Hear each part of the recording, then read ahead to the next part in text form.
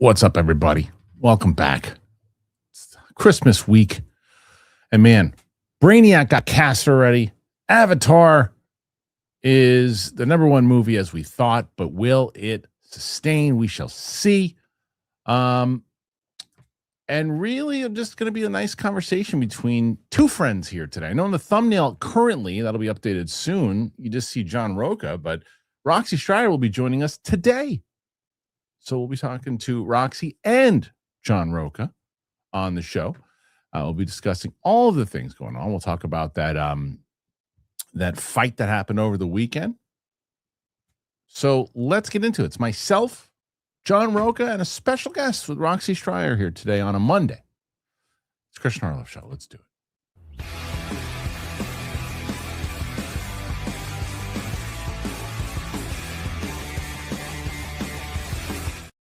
Confusion all the way around on today's show.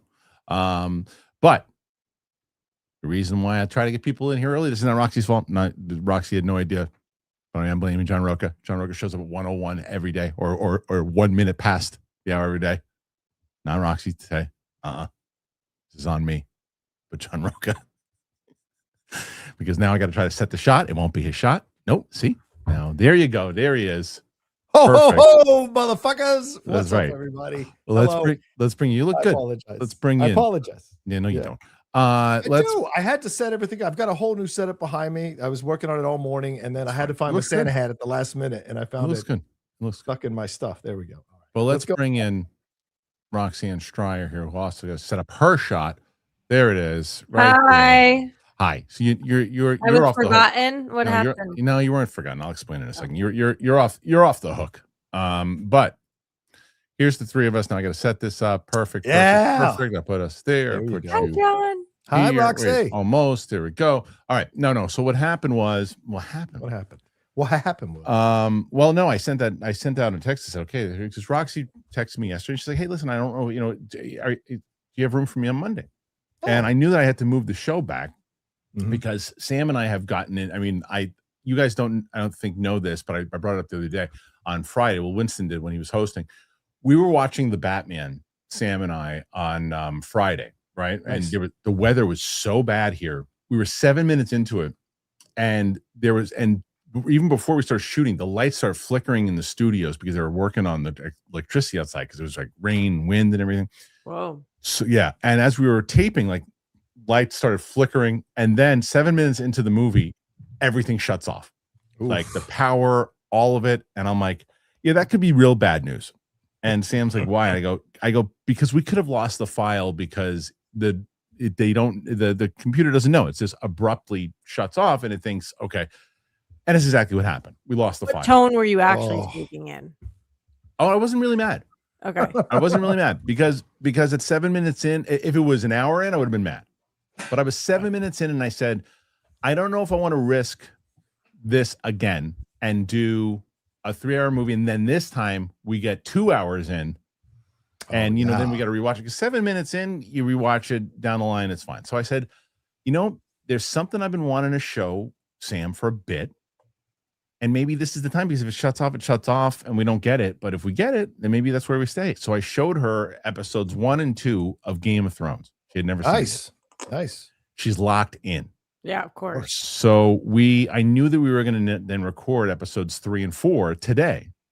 And so I asked John, I said, John, are you cool with, going a little later? And Roxy then was like, hey, do you have room for Monday? I was like, it'd be great before Christmas to have the three of us on. You guys are always great together and it's going to be nice. And then tomorrow will be me and Mike. I'm going to take Wednesday and Thursday off. The show is taking off or Kristian is taking off? The show's going to be off. It's Christmas Eve and Christmas will be off. But then Friday, I think Capes and Cows will be back. And then I'm going on vacation and stuff too. So Roxy and Roca will be taking over on next Monday. Roxy potentially, I think, is taking over to host on Tuesday. We're still. I think so too. I'm waiting to hear if my sister's going to come visit me or not. It's so frustrating to not have. This is my little side tangent.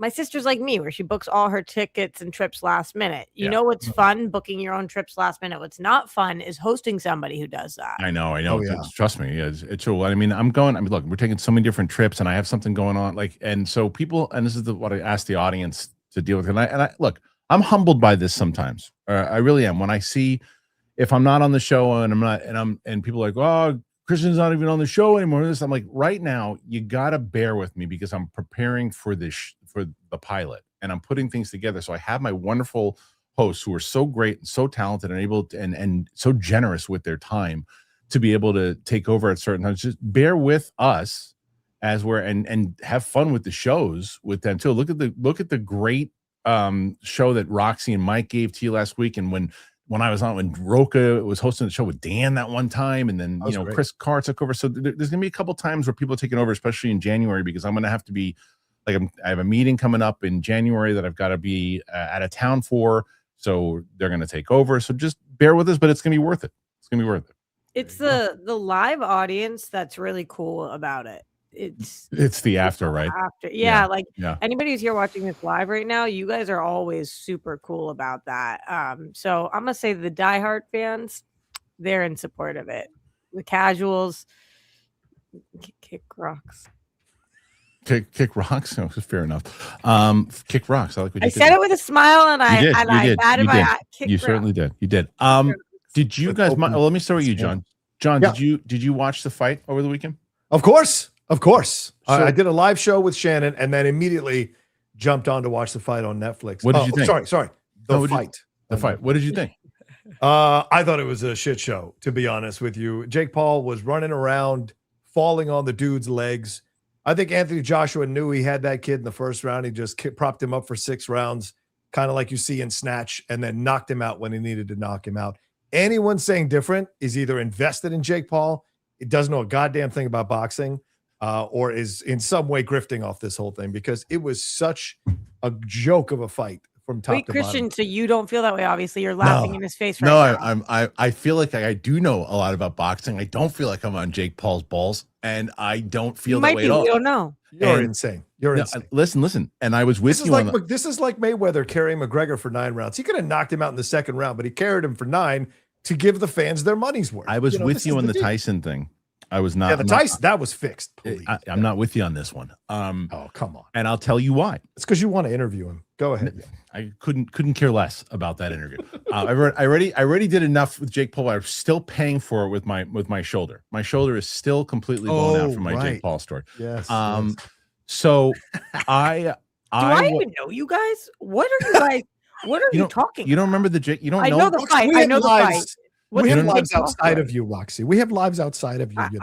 So Roxy, I've just told this story so many different times, but I'll give you the abbreviated version of it. Did you fight Jake Paul? So I went to. Well, that's why I had such an invested interest in that video you posted for Real Rejects, where I will tell you that every single person that hit that bag, I would have outscored them by a lot. I saw that video. I would have outscored them by a lot. Okay, I believe you, but what are you talking about? I'm just, because when I went to, so Jake Paul and Logan Paul had a show on Max that my friend Andrew Freed produced.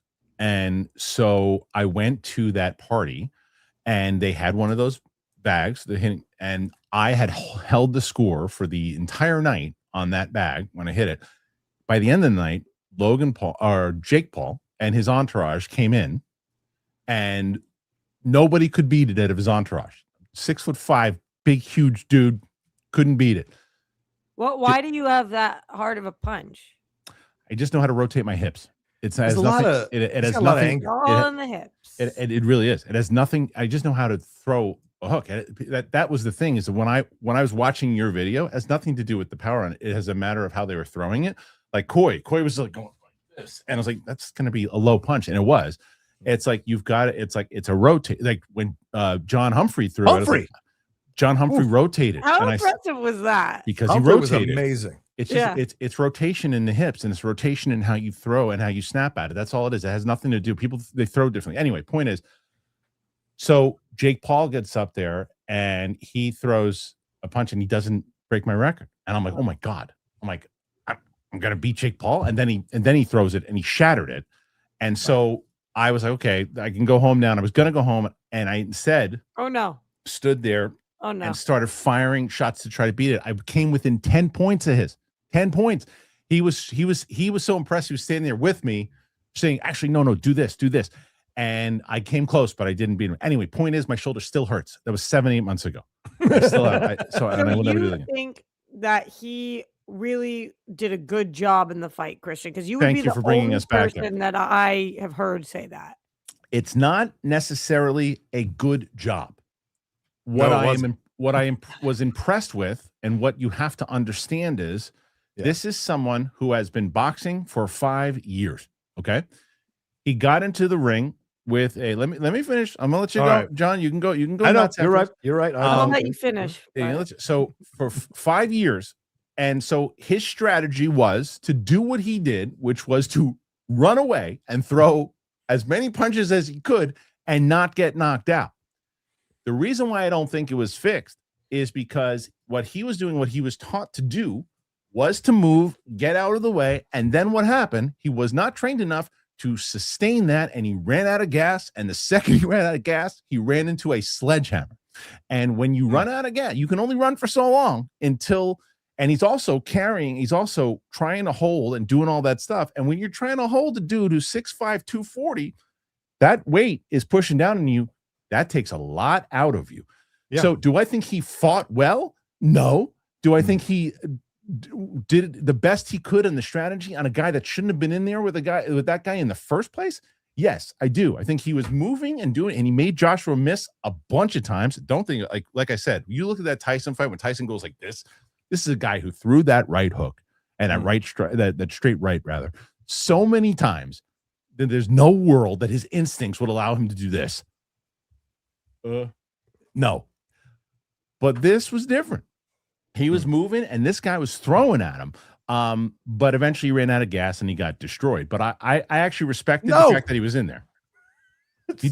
You're making excuses for him. Oh, he ran out of gas. He would have held out longer if he hadn't run out of gas. Nonsense. What do you think happened, John? You don't think he ran out of gas? No, I think if he did run out of gas, it was irrelevant to what the end result was going to be. Okay, he was absolutely.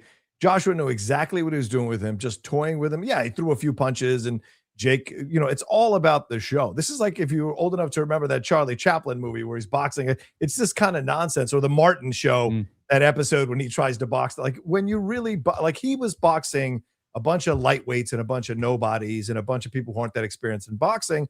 The one time he fought someone, and this is the brother of Tyson Fury, not even Tyson himself, he got beat. And so whenever he faces somebody with real skills, he always loses and always gets beat. He just has staged this whole thing like a really good influencer. He staged this nonsense. And look, he made money. Staged. People go to see how hard he got hit with that punch? No, I mean staged in terms of like all the people he fought leading up to Anthony Joshua. He built up this reputation so much so that, listen, the man's I'm never going to denigrate the Paul brothers in terms of marketing. Like those guys are effing smart. This guy was on YouTube, as you said, 5 or 6 years ago. Yeah. Hadn't boxed at all. Now look at where he's come to the point where he is like center stage on a Netflix event, making millions upon millions of dollars. So no shade on the man's game. He has lost twice, by the way. Right. Once against, as I said, Tyson Fury's brother. And so in a decision, but this was a real boxer. And Anthony Joshua is not even in his prime, by the way. This is not a boxer in his prime.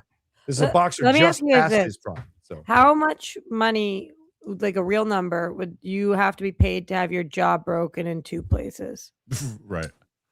Well, I think this is where you're talking about male ego. And I think with him, once he got in the ring with Anthony, because it was all talk, and you saw him at the press conference standing up to him and all this kind of shit. Once like Tyson said, everybody got a plan until you get punched in the mouth. And as soon as he got in the ring with him, I think he realized he was out of his depth. So he was doing everything he could to try to delay. He was running. He was running. What was your answer to my question, though? You're asking me how much I would take? Yeah. Oh, I think, in this economy, probably 5. I would have done 1 a few years ago. He did it for a lot more than that. Right. But no questions asked, like $5 million, and you are. Of course. Yeah. Okay. I'd have fought Tyson back in the day for $1 million. Are you kidding? Of course. Easily. Right. I'll take one punch and fall down. You just make sure you have enough for the hospital bill. That's all you exactly. The mental health. Yeah, that's it. I look, maybe we're just at a different point, but I actually, my friend, my brother, a few other people, I said, I have respect for what he did. I have respect that he actually brought. I'm not dissing him at all. Yeah, I have respect for what he did. I have respect for how the fact that he even went in there with the guy who was 240 pounds, 2-time heavyweight champion of the world. I watched the fight. What'd you think, Rox? Yeah, I just thought I would throw that into the conversation. What'd you think? I don't know what I'm watching when I'm watching things, but one of them looked like a fighter and the other did not. That was my assessment of the situation as somebody who has no idea what I'm talking about. He was falling all over the floor. I don't disagree with that. I just like that. No shade at all. I don't know the sport. You guys know Steph kind of knows the sport pretty well. Yeah. I don't know it at all. I was watching like, wow, one of you looks like you're supposed to be here and the other looks like you're not. If anybody wanted him to fight this guy toe to toe, then they're idiots. If you wanted Jake Paul to stand there, that's certainly not what I was thinking. I was I know you're not. I know you're not. I'm just saying, if anybody thought that Jake Paul was going to stand there and trade with this guy, it's like, no, you dodge, but you try to box for a while until you can't anymore, and that's what happened. Anyway, so I'm curious what you guys think about this. What do you think about the fight? What do you think about it in general? What say you? All right, listen, we got a lot of stories, but I figure, you know what? Let's just go right away. I love when Roxy's on the show because Roxy talks about there we go. Perfect. This is what happens when people don't show up on time. So Roku, not Roxy. So let's talk about Nutrafol because Roxy raves about it. She's right. So I'll tell you about Nutrafol. I'll tell you about 1-800-CONTACT. Check it out. All right. So Nutrafol. It's been a long time since we've been with them, and I love them. And the greatest part about it, honestly, even though Brett and I started talking about this years ago, was about 5 months ago when Roxy was like, I've been using Nutrafol forever. I love it. And she's been using it for like the last year. She's improved hair growth. We've noticed hair growth, less shedding. It's really awesome. So for you guys, listen, the holidays, it gets busy. It gets overwhelming. And thoughtful gifts that encourage slowing down, prioritizing self-care, they always stand out. Nutrafol will give the gift of stronger and faster growing hair. Any ideal gift for anyone who deserves a boost of confidence and science-backed support heading into the new year. I know that right now you're still scrambling. You're still scrambling for a gift. I got it for you. Nutrafol is the #1 dermatologist-recommended hair growth supplement brand trusted by over 1.5 million people. You will see thicker, you will see stronger, faster-growing hair with less shedding in just 3 to 6 months. This holiday season, Nutrafol is the perfect gift for anyone on your list. Whether it's your mom, your aunt going through menopause, a friend who just had a baby is experiencing postpartum hair shedding, your husband or father who relies on a baseball hat to cover it up, yourself or anyone else looking to support their overall hair health. Give the gift of confidence this holiday season with Nutrafol. Whether you're treating yourself or someone on your list, visibly healthier, thicker hair is the gift that keeps on giving. Right now, Nutrafol is offering our listeners $10 off your first month subscription plus free shipping when you go to Nutrafol.com. Use the promo code Kristian. Nutrafol.com, promo code Kristian. Get $10 off. This is one that every time I talk about it, people are like, I've never signed up to something so fast. Because if you ever have that last pair of contacts panic? I know so many people that tell me about it all of the time. Now think about it when you are completely out and stuck wearing the big bulky glasses.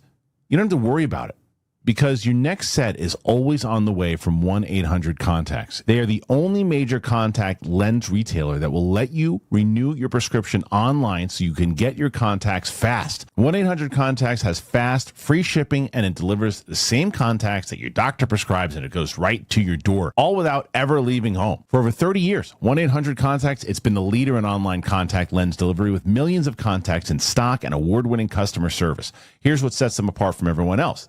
They offer fast, free shipping on every order, and they have over 100 million contact lenses in stock, ready to ship from their distribution centers across the country. They provide a way to renew your contact lens prescription from home with their online vision exam, express exam. It takes less than 10 minutes, and it gives you a doctor-issued prescription that you can use to buy contact lenses. No other major retailer makes prescription renewal this easy. They have extra discounts for new customers on their site. 24/7 customer support is there if you ever need help, day or night. 1-800-CONTACTS really could genuinely make life easier if you wear contacts. So I know that vision issues are always annoying. It really could take a lot of the hassle away. Getting contacts doesn't have to be a hassle. Let 1-800-CONTACTS get you the contact lenses you need right now. You order online at 1-800-CONTACTS.com or download the free 1-800-CONTACTS app today. So excited to have both 1-800-CONTACTS and Nutrafol on the show. As I mentioned to you guys, I only get sponsors that I feel that you guys can use. I've been getting people to thanking me and trying this stuff, and I'm glad that you have been. Roxy, you are a user of Nutrafol, and it's been good, yeah? Yeah. So I love Nutrafol. It's the best. Really, well, links are in the description, so let everybody know that. All right, guys, here's something. Normally what happens is Roka and I usually on Mondays, Roka usually sets the tone, starts getting everybody's dukes up to get, okay, well, how many we got to catch up to, and Roxy and Mike usually come in on Tuesday, and it's usually a battle. Today, they've joined forces. So we're gonna I thought I had it this last week. I know. I know. What happened? Chris Carr and Winston coming in hot. So we got 23 so far with you guys. Now remember, we only have 3 shows this week. So you got a good shot. You got Mikey Christmas on Christmas week tomorrow, and then you got the Capes crew on Friday. So you guys got a good shot. Let's kick their butts, John. Yeah, I'm ready. Let's go, people. Come on, bring it on. 23. Not bad. We got so much to talk about. Everyone needs a little bit of R&R. I'll tell you what I'm going to go with first. Roxy and Roka. Yes. What I was going to go with first was the box office, because I think there's some interesting conversation here to be had by all of us. So I'll get to it. There it is. Here are the numbers from this weekend. You got Avatar Fire and Ash coming in at number 1, as we thought, at 88 million worldwide so far. International picked up around 257. This is around the projected numbers of what they were saying, and they're at 345 right now worldwide. David debuts at 22 million. It's a pretty big opening for this movie. Not a lot of marketing behind it. Yeah. I was surprised. Yeah, not a lot of marketing behind it. 22 million, and a good time to release it when they do. The Housemaid. This is something that Sydney Sweeney needed. This was an $18 million opening. This movie couldn't have cost that much to make. I guess we'll find that out in a second, but pretty solid opening for that movie at 18 million, or 19 million rather. SpongeBob coming in now at 16 million domestic, $957 for international. Worldwide, probably didn't open anywhere else. So 1,600, we'll call it. We'll call it a fair 600. And finally, Zootopia 2 with another 14 million, even at the number 5 spot, 14 million, $1.2 billion. Yeah, that's the box office. Yeah. Let me ask you guys a question. Roxy, we'll start with you. This is traditionally normal for the Avatar movies. They don't come out of the gate, even the first one, don't come out of the gate with like a lot of the other traditional $1 billion, $2 billion movies where it's, wow, 150 million off the bat, 200 off the bat opening weekend. Look at Zootopia 2 crushing and doing this numbers. Avatar has traditionally been a slow builder. Do you think that will be the case, or is the magic over? Is it we did what we were going to do here and it's not going to build up anymore? Where do you magic of Avatar or the magic of movie theaters? The magic of Avatar, I would say. No, I don't mean how you and I feel about it as far as and how people feel. I mean, so like, because again, traditionally 1 and 2 had decent openings and then kept going and building and building and building. Will people keep going back to see it if they missed it, or are people seen them all? I definitely feel like there was a lack of excitement. Keep going. I definitely feel like there was a lack of excitement about this Avatar movie. Yeah. Not just with the people that are in our space, but even more so from my friends back home, from people that I've talked to. And I do feel like, and people might think this is a stretch, but a big chunk of that has to do with AI. I'm curious, the people who see this in theaters, I don't think that they have the same thing that we did. Kristian, I bet that your theater did have this in New York, where beforehand James Cameron comes on screen and talks about how none of what you're about to see is AI. Yes. You had that? Yeah. I don't know that the theaters will have that, but I do think that people are not as impressed anymore by what Avatar is doing, because there is so much going on in your pocket, on your device, everywhere you look, everywhere you turn, on television. When Avatar first came out in 2009 and you went to the theaters, you had never seen anything like that in your life. Right. Not just me, not just you guys, anybody. Nobody'd seen anything like that.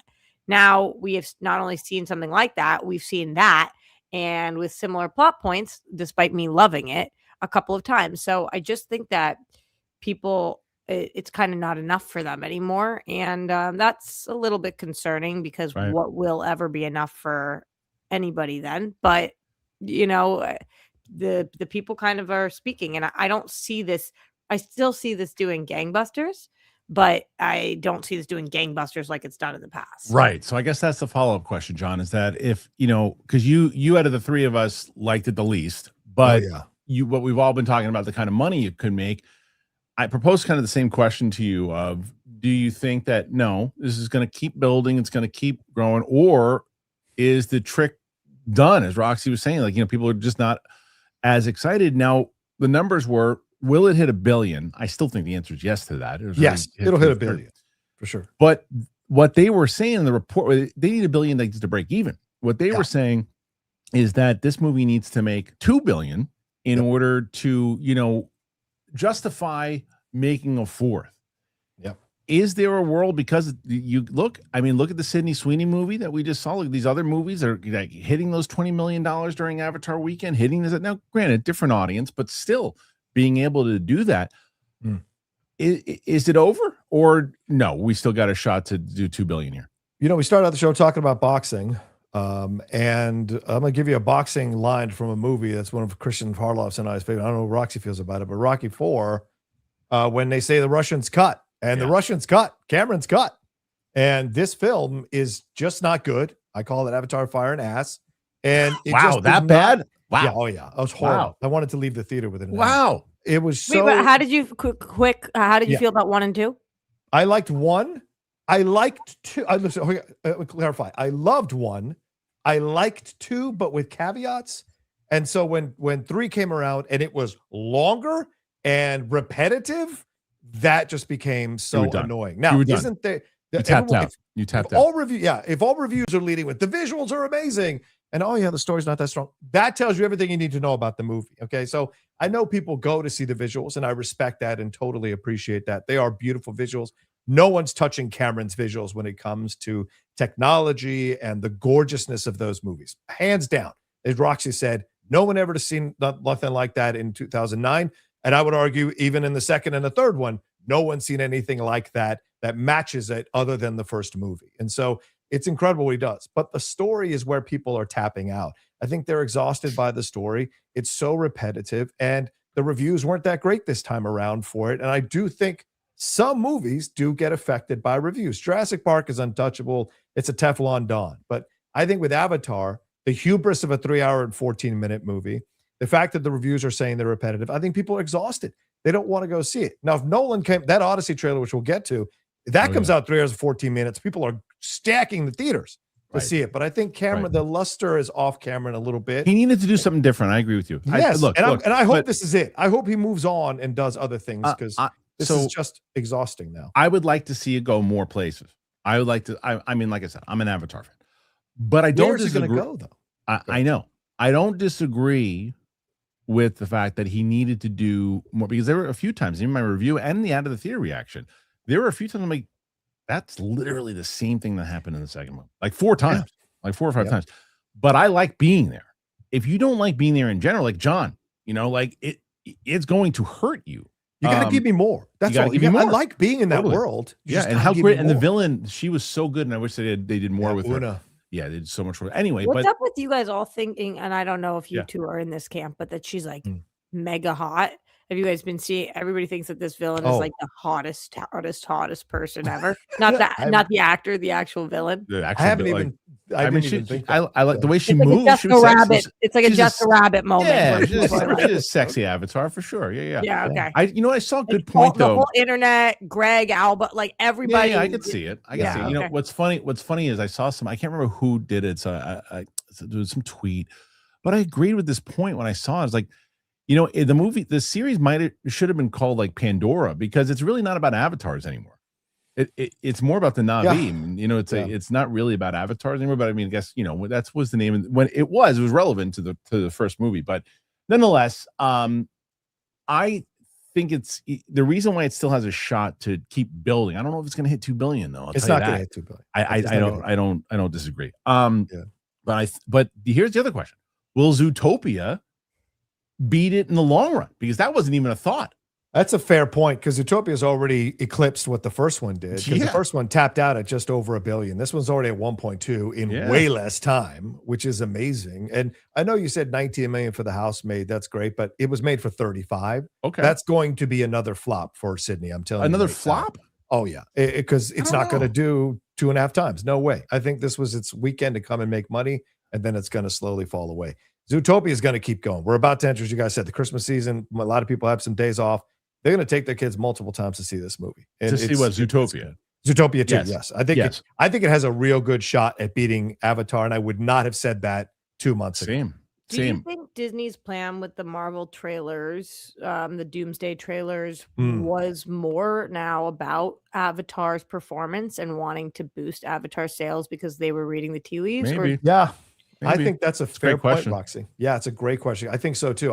These studios, I know a lot of people sitting behind their computers like to think studios are stupid, but there's a lot of really smart people working in those executive slots. And I'm not trying to shill or kiss ass. It's true. And they do a lot of internal testing that we never hear about for their stuff. And so that usually dictates the moves they make in promoting a movie.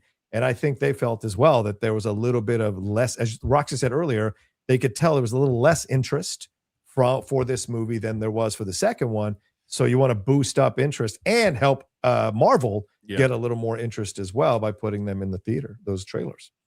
Yeah, I think that the Marvel, maybe so. I think it was a great question by Roxy. I think that, you know, you have some kind of, maybe like we didn't think that Avatar needed it. We didn't think they needed help, but I still think it was an absolute mistake to put it. I mean, the trailer has been, I mean, even I'm scrolling through freaking Instagram now. It's popping up on Instagram, and I'm like, get it out of here.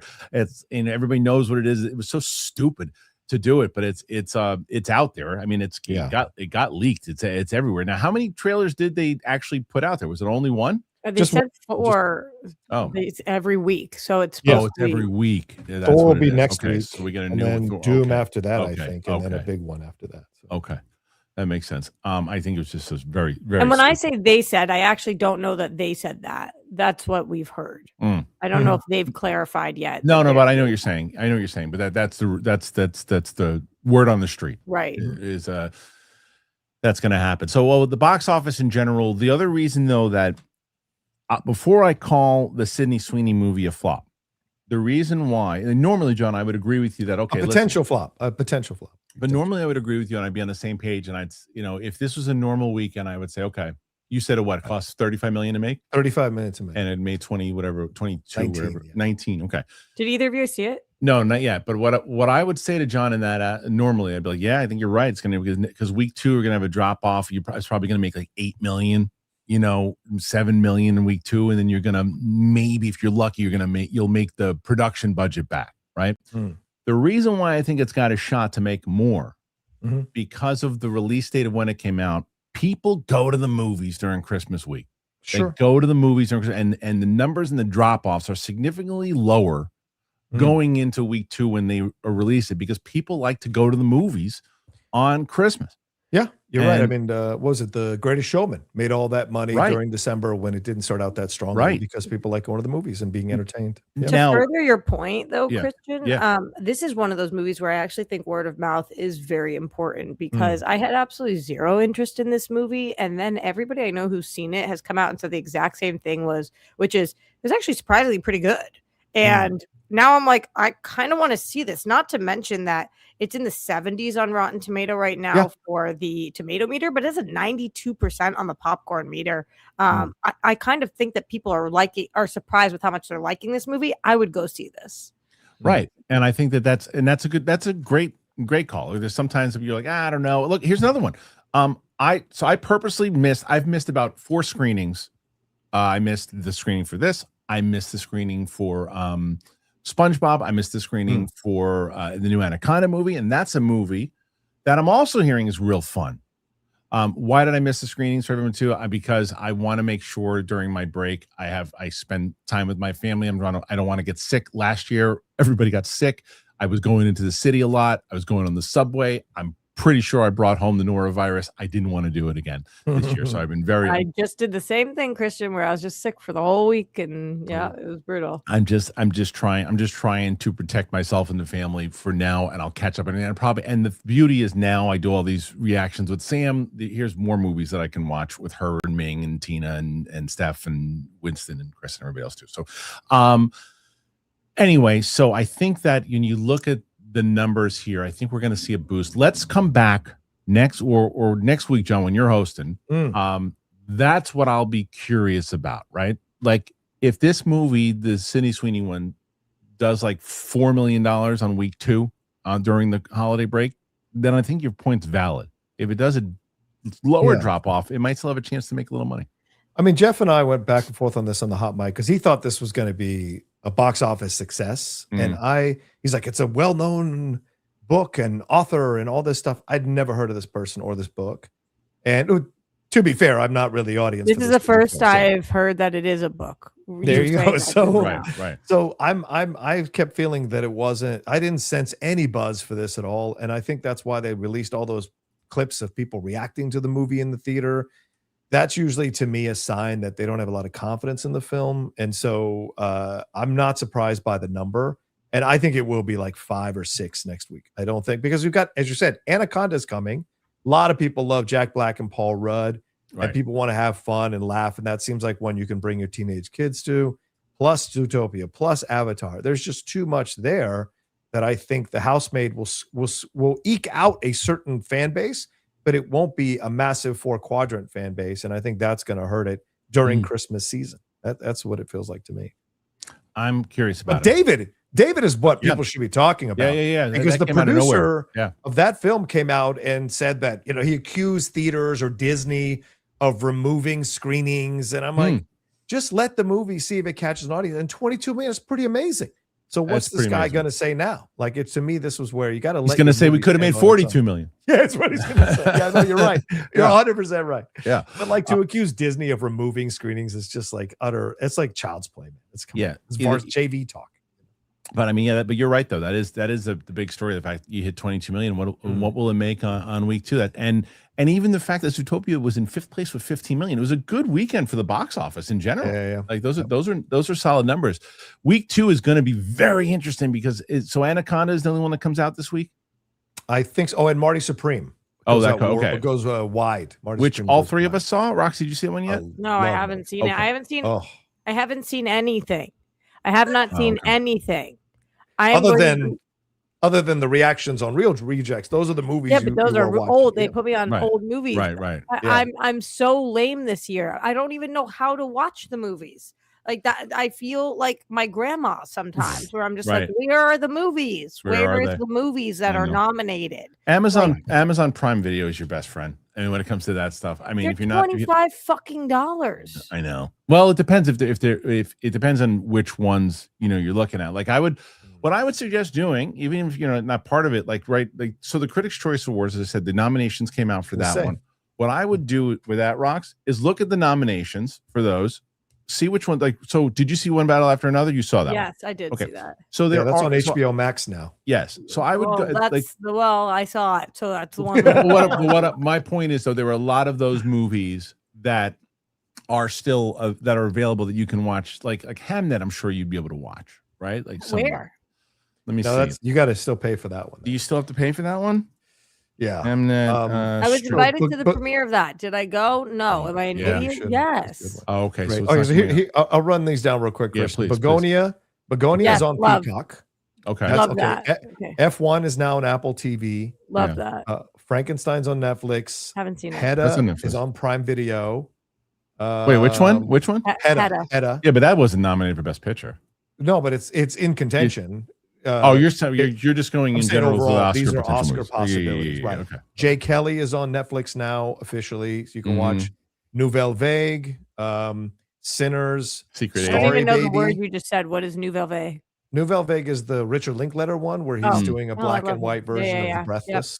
Yeah. Sorry Baby is on Netflix. Train Dreams is on Netflix. Knives Right. Out is on Netflix. Weapons is on HBO Max. So those are all that are available now to stream. But of course, the most recent ones you have to go to a theater or Talk TV to me, because I'll just never. I Of know. the Best Picture nominees nominated for the Critics' Choice, I've seen Begonia, I've seen Okay. One Battle After Another, I've seen Sinners, and I've seen Wicked. Okay. Gotcha. 4 of 10. 4 of 10. I never go into these having seen 4 of 10. Look, here's the thing. So I actually voted today because I'm gonna vote after the because show. I saw everything, and it was the first time when I was like, and I made sure, because last year, audience rightfully so was like, hey, you didn't see all of it. I said, yeah, I saw a majority of them. Like, yeah, but you're the one calling out the Oscar people saying this. You're right. So I'm gonna make sure I'm gonna make it a purpose to see everything. And so I saw everything, voted on everything. Taboo for me to ask you what you voted for?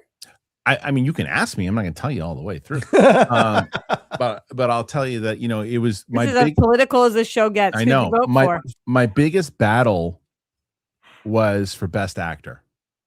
That was my biggest battle. Because you wanted to give it to Timothy Chalamet. I went between Chalamet and Leonardo. Leo? I'll tell you that. I won't tell you who I voted for, but I'll tell you between the two of them. That's who I was going. The Best Actress was. I mean that'll tell you because it's a shoo-in. You bet on any Oscars or anything else too. What's her face? Jessie Buckley. Thank you, Jessie Buckley for Hamnet. Yeah. I will tell you this. When I go to the Critics' Choice Awards, when I go to them physically, I say to myself, I usually pick out like 2 people that I want to make sure that I say something to when I'm there. I did that for when Paul Giamatti was up for his. I said, I was going to talk to Giamatti about UAPs, and that's exactly what I did. But I wanted to talk about to Ruffalo about his performance in Poor Things, and I did that. This year, Jessie Buckley will be the one that I make sure, because what I want to tell her, I think this is one of the strongest performances I have seen in 25, 30 years. Do you guys know her well? No. Oh, I know her.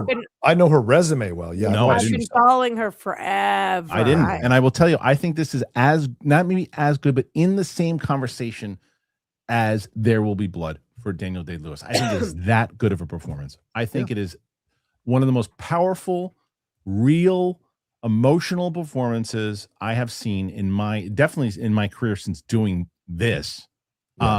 It was, and I said I was sick at the time, and I was texting with John, and I'm like, this movie is crazy good, and she's so good. He's like, yeah, she's next level. She did a movie a couple years ago called Fingernails that I couldn't shut the F up about. Do you guys remember that movie at all? Fingernails. It was the most like effed up disturbing. It was her, Riz Ahmed, Jeremy Allen White, and it went under. Nobody watched it, which was such a bummer. It was an Apple movie, and it was. I've been following her for way longer than that. She was in Fargo. She was in I'm Thinking of Ending Things, which she was excellent and she's so brilliant.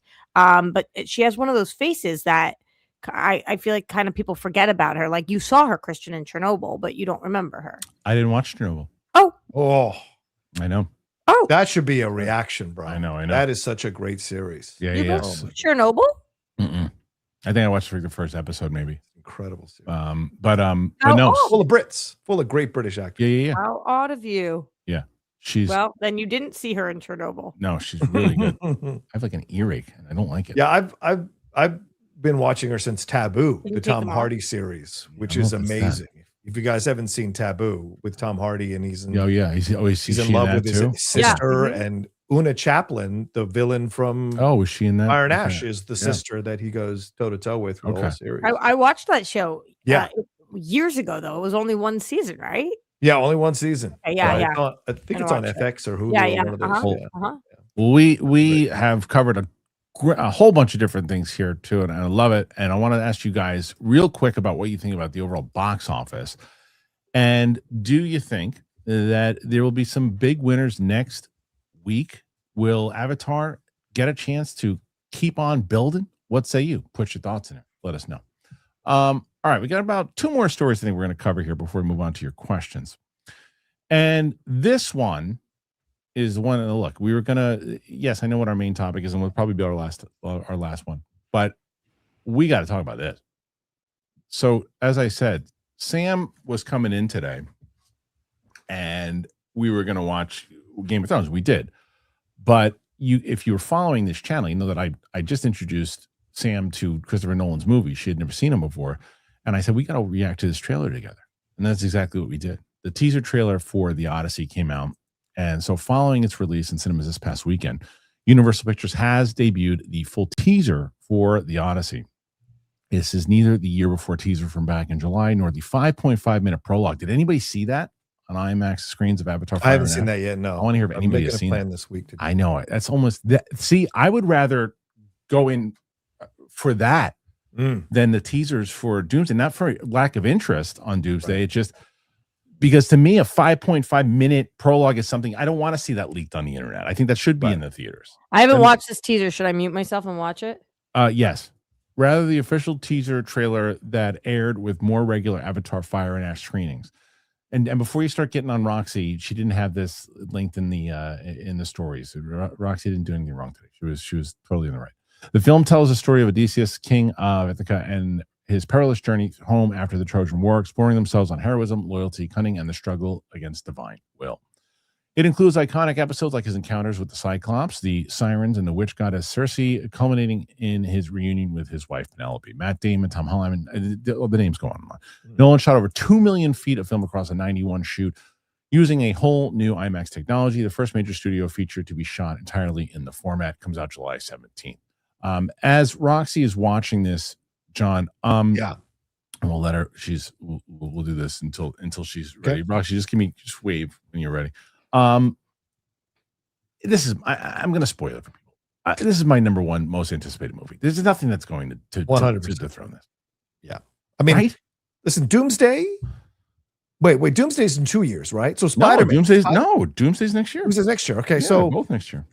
Yeah, I'd have to say, I mean, Odyssey I would put above Spider-Man and Doomsday only because it's a new director for Spider-Man with Destin Daniel Cretton, and with Doomsday, we don't know what we're going to get with all the reports behind the scenes. So this one looks like a slam dunk, incredibly epic as fuck approach to this story. And just the minute and 45 seconds we got from this trailer just teased how incredible this film is going to look and be. And so this made me want to go see the 6-minute thing, which I might drive up to Irvine to do sometime this week. I cannot wait, dude. The scale of this thing, it's everything that I thought that it would be. I wasn't surprised in how epic it looked, but it didn't mean I wasn't in awe of it. I was completely in awe of it. This is the type of thing you got to see this in the theater. I mean, you have to. People are saying Dune 3. That might hit number 2 for me. It's just the way that I ask myself these questions, like in the same thing I said to Sam, and Roxy's back. It's the same scale that I'll say, I put myself in these positions, John. I'll say, okay, so if you can only go into a theater and you're only allowed one movie, do you walk into Odyssey or do you walk into Dune? I walk into Odyssey. Yeah. And I ask myself the same question, like, you can walk into Dune 3 or you walk into Doomsday? I'm walking into Dune 3 right now, but I still haven't seen a trailer for either one of them, so that could change. But I did see the trailer for this.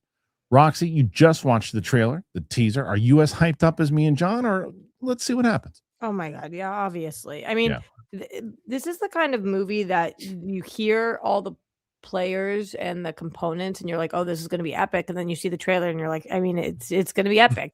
I would be so shocked if this movie is not good. I mean, I think we would all be just shocked because it's kind of a slam dunk across the board. The movie's going to be amazing. I have no question. If this movie is not amazing, it's the biggest waste of all time. Like it's just going to be so good. I don't really feel like we can overhype it. Like, what's bigger than the Odyssey?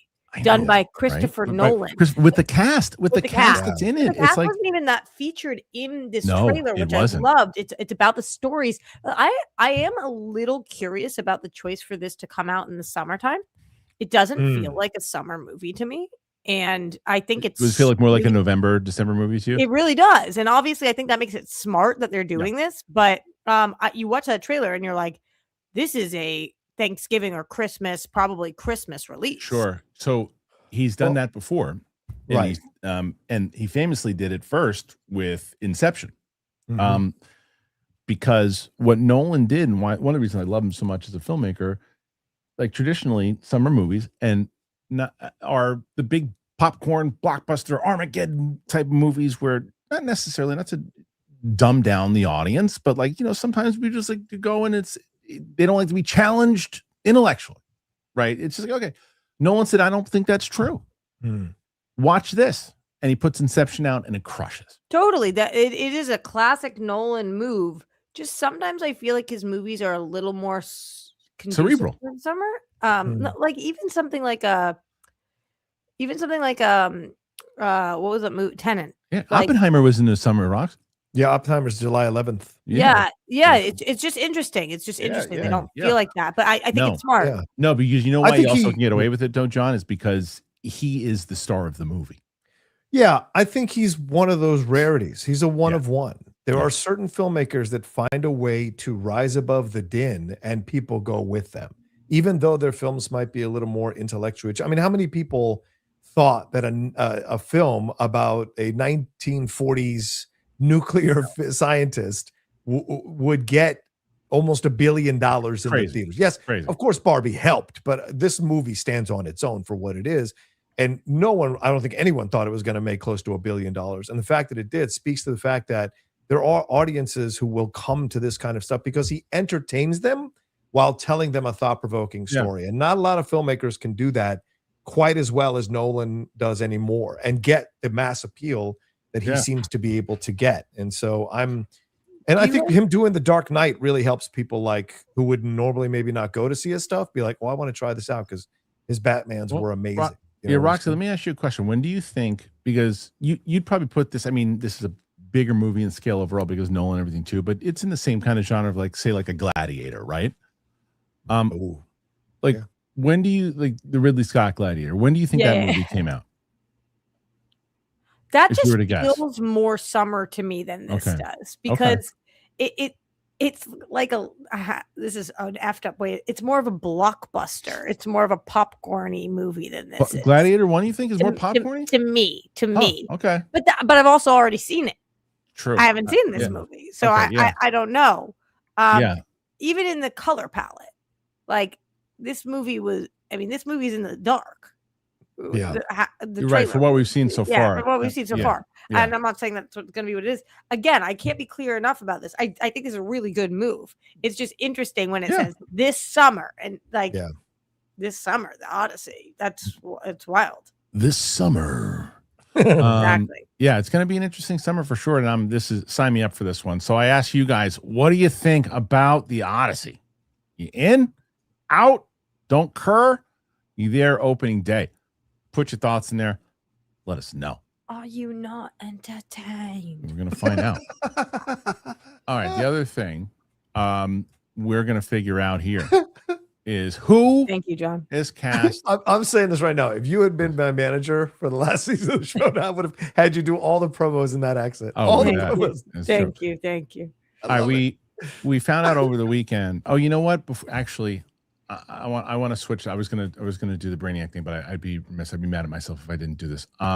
So we watched Welcome to Derry, and I've been on like a Stephen King thing this whole year. And so one of the reactions that I did was It Chapter 1 and It Chapter 2, and my daughter has become a big It fan and everything too. And really sad news coming out yesterday.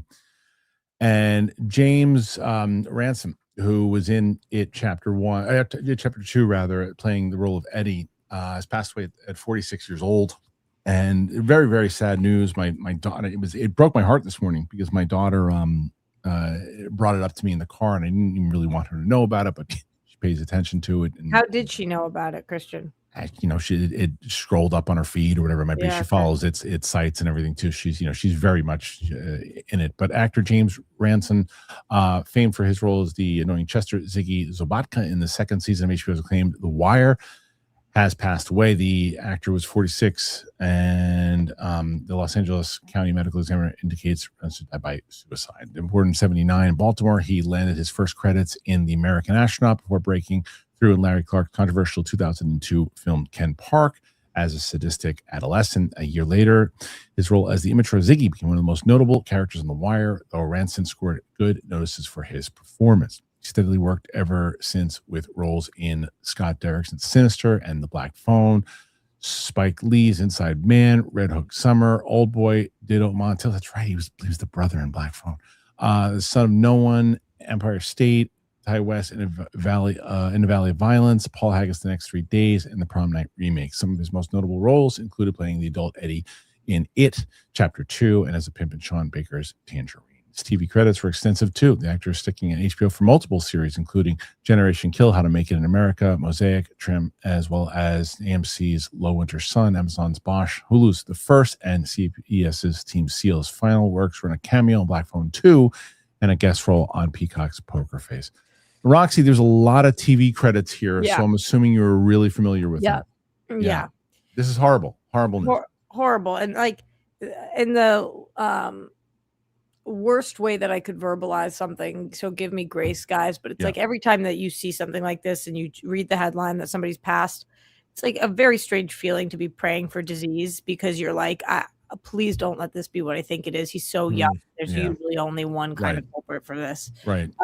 And you see, he's married with 2 kids, and it is you just like hope that we do the best we can as a society and as individuals to try and support as many people as we can and help as many people as we can. Not saying that anybody could have made any difference here, but just you hear this and you're just like, fuck. I know it's horrible. John, you and I speak about it all the time. You speak about it on your shows all the time, how, mental health and crisis in general, and people, if you are, how important it is to speak to people. This is devastating news. Yeah, I mean, people know my story. I almost took my life in 2016, and it was very close to happening. But you find your way out when you can. But I always describe mental health as a battlefield, and you never know who's going to go down in a battle. Someone could look like they've got all the stuff going on, and they've handled it, and they've come to terms with it.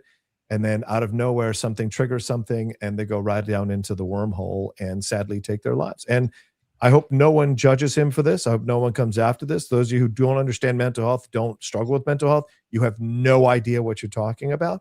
It is absolutely something that is always around the corner, and you have to be vigilant in how you deal with it. And sometimes you just can't find your way out.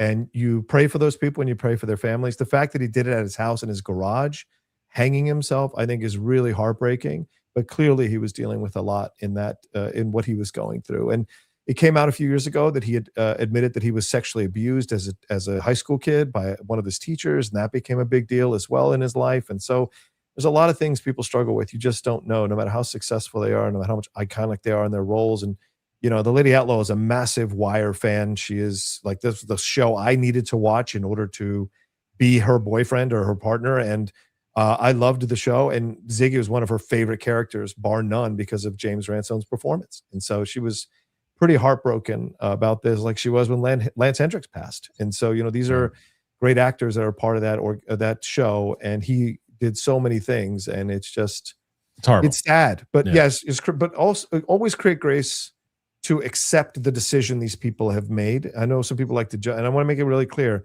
You have no idea if you've never gone through it. And it's about honoring the fact that they fought for as long as they could until they sadly succumbed. But, respect that and honor that in their memory, for God's sakes.